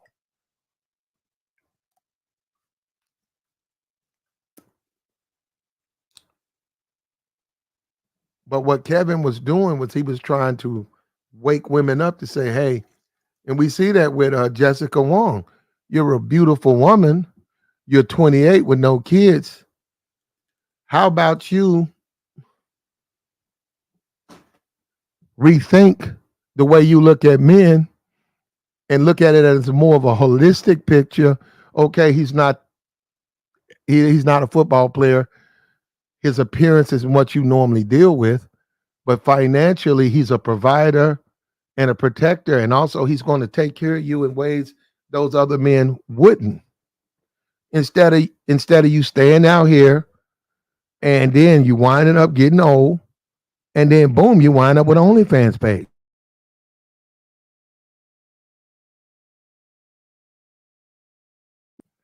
Which is exactly what happened. Exactly, she wind up gaining about 40 pounds and then putting the OnlyFans page up instead of listening to that brother. That brother was trying to help her.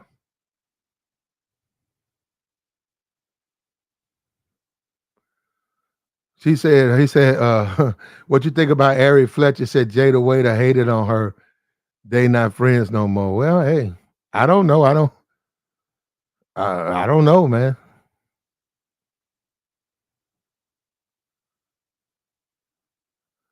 I don't know, but the truth is, the red pill, all that stuff has been around. That conversation has been around.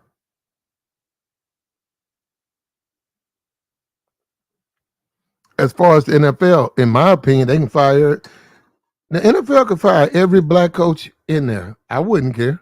It ain't so much I gotta know them. What I'm saying is, in college football, can fire every black coach. But one thing I would challenge college football and the NFL to do is don't worry about the color. Fire the bad ones. Forget the color. Just fire all the bad coaches. Because guess what? It's going to be more white coaches getting fired than black ones. When you look at college football, it's way more bad white coaches than black coaches. Way more. Way more white, just old. It's guys on there holding the clipboard. They're terrible.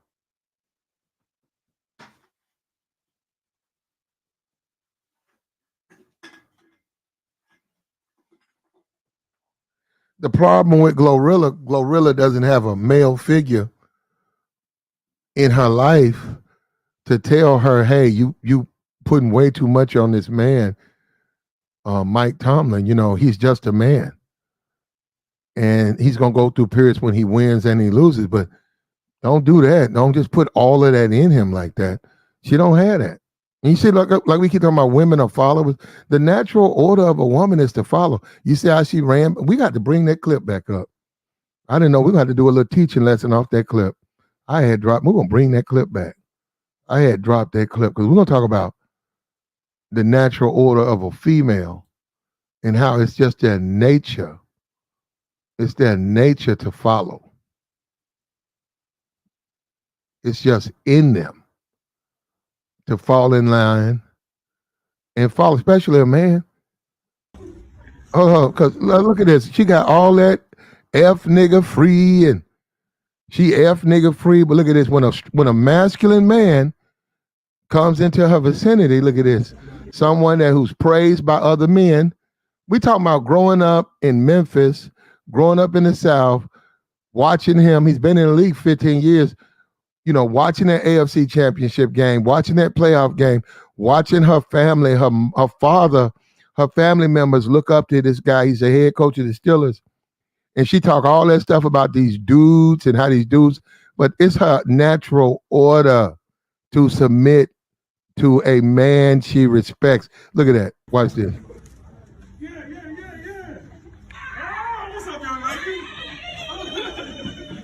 doing? Hey, I didn't even know who that was. Now I'm gonna take a picture of her. I'm gonna take a picture of her. Yes, I know who you is. And I know who you are. Congratulations on your You see how that is just a natural instinct. success. Look at that life. Look at that. She can't even, as a woman, she literally can't even deal with her feelings.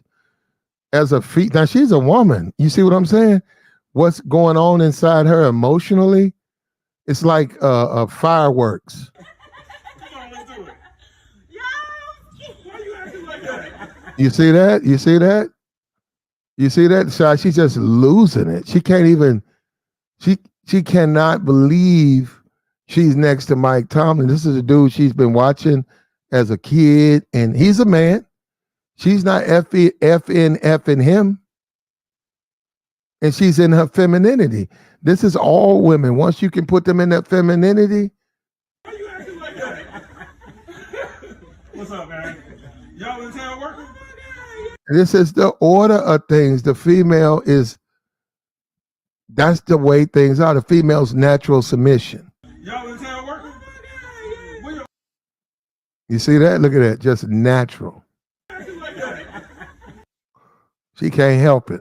It's just the way she is as a woman, the way she's wired. Take a picture of her. yes, I know who you is. And I know who you are. Congratulations on your success. Look at that life. Come on, let's do it. Yo, Why you acting like that? What's up, man? Y'all in town working? Where y'all performing at? I ain't perform. I just came to either. That's just a natural emotional reaction of a woman and a man. And that's about respect. That's what a man gives a woman. And that's why we keep talking about when these women don't respect you, man, you'll never get that out of them. And it's just the nature of the woman to disrespect you because you're not what she needs. You're not the type of man. You're not the type of man that she needs. So she's gonna be, she's gonna lie on you. She's gonna disrespect you. She's gonna sleep with other dudes. But it's her nature, brother. When you can touch her soul, and that's what you need to be out here trying to do: touch these bitches' soul. When you can touch her soul, then the ground you walk on, she worships. You see what I'm saying? Look at that. We're gonna look at this again. She worships the ground you walk on. Hey, I didn't even know who that was. Now I'm gonna take a picture of her. Oh, what's up, young lady? How you doing? Hey, I didn't even know who that was. Now I'm gonna take a picture of her. I'm gonna take a picture of her. Yes, I know who you is. And I know who you are. Congratulations on your success. Look at that life. Come on, let's do it. Yo, Why you acting like that? What's up, man? Y'all in town working? Where y'all performing at? I ain't perform. I just came to either. You know what I'm saying? When you can touch her like that. And what's unfortunate for us as black men, we're haters because we don't, when the dudes who can touch him like that, we start hating on them dudes. We start hating on them dudes. That's a woman's nature, bro. That's the nature of a woman, to be submissive and to serve and to be emotional. That's what women do. And if you've never experienced that from a woman, keep trying. Keep trying. But now this is the FNF. And I've been saying all that stuff to all those women. He'll munch, man, them women, let them meet the right dude. He'll munch. They gonna be munching. FNF. And she right there hitting them dudes up. She right there at the hotel doing the most, swallowing the snot. She done been on stage with FNF and I don't care nothing about these niggas. And she at the Mo swallowing a nigga's snot. Y'all gotta wake up to this shit, man. It's all in the game, bro. Ain't nothing new. It's all in the game. It's all in the game, brother.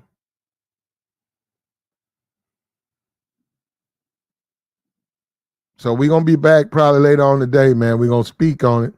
Like, share, support. We're gonna find out what's gonna happen with Tomlin. He's got the worst quarterbacks in NFL football. They're looking to set him up to be fired. We'll find that out tonight. They play the Titans at Pittsburgh. We'll be here. Like the stream, support the channel.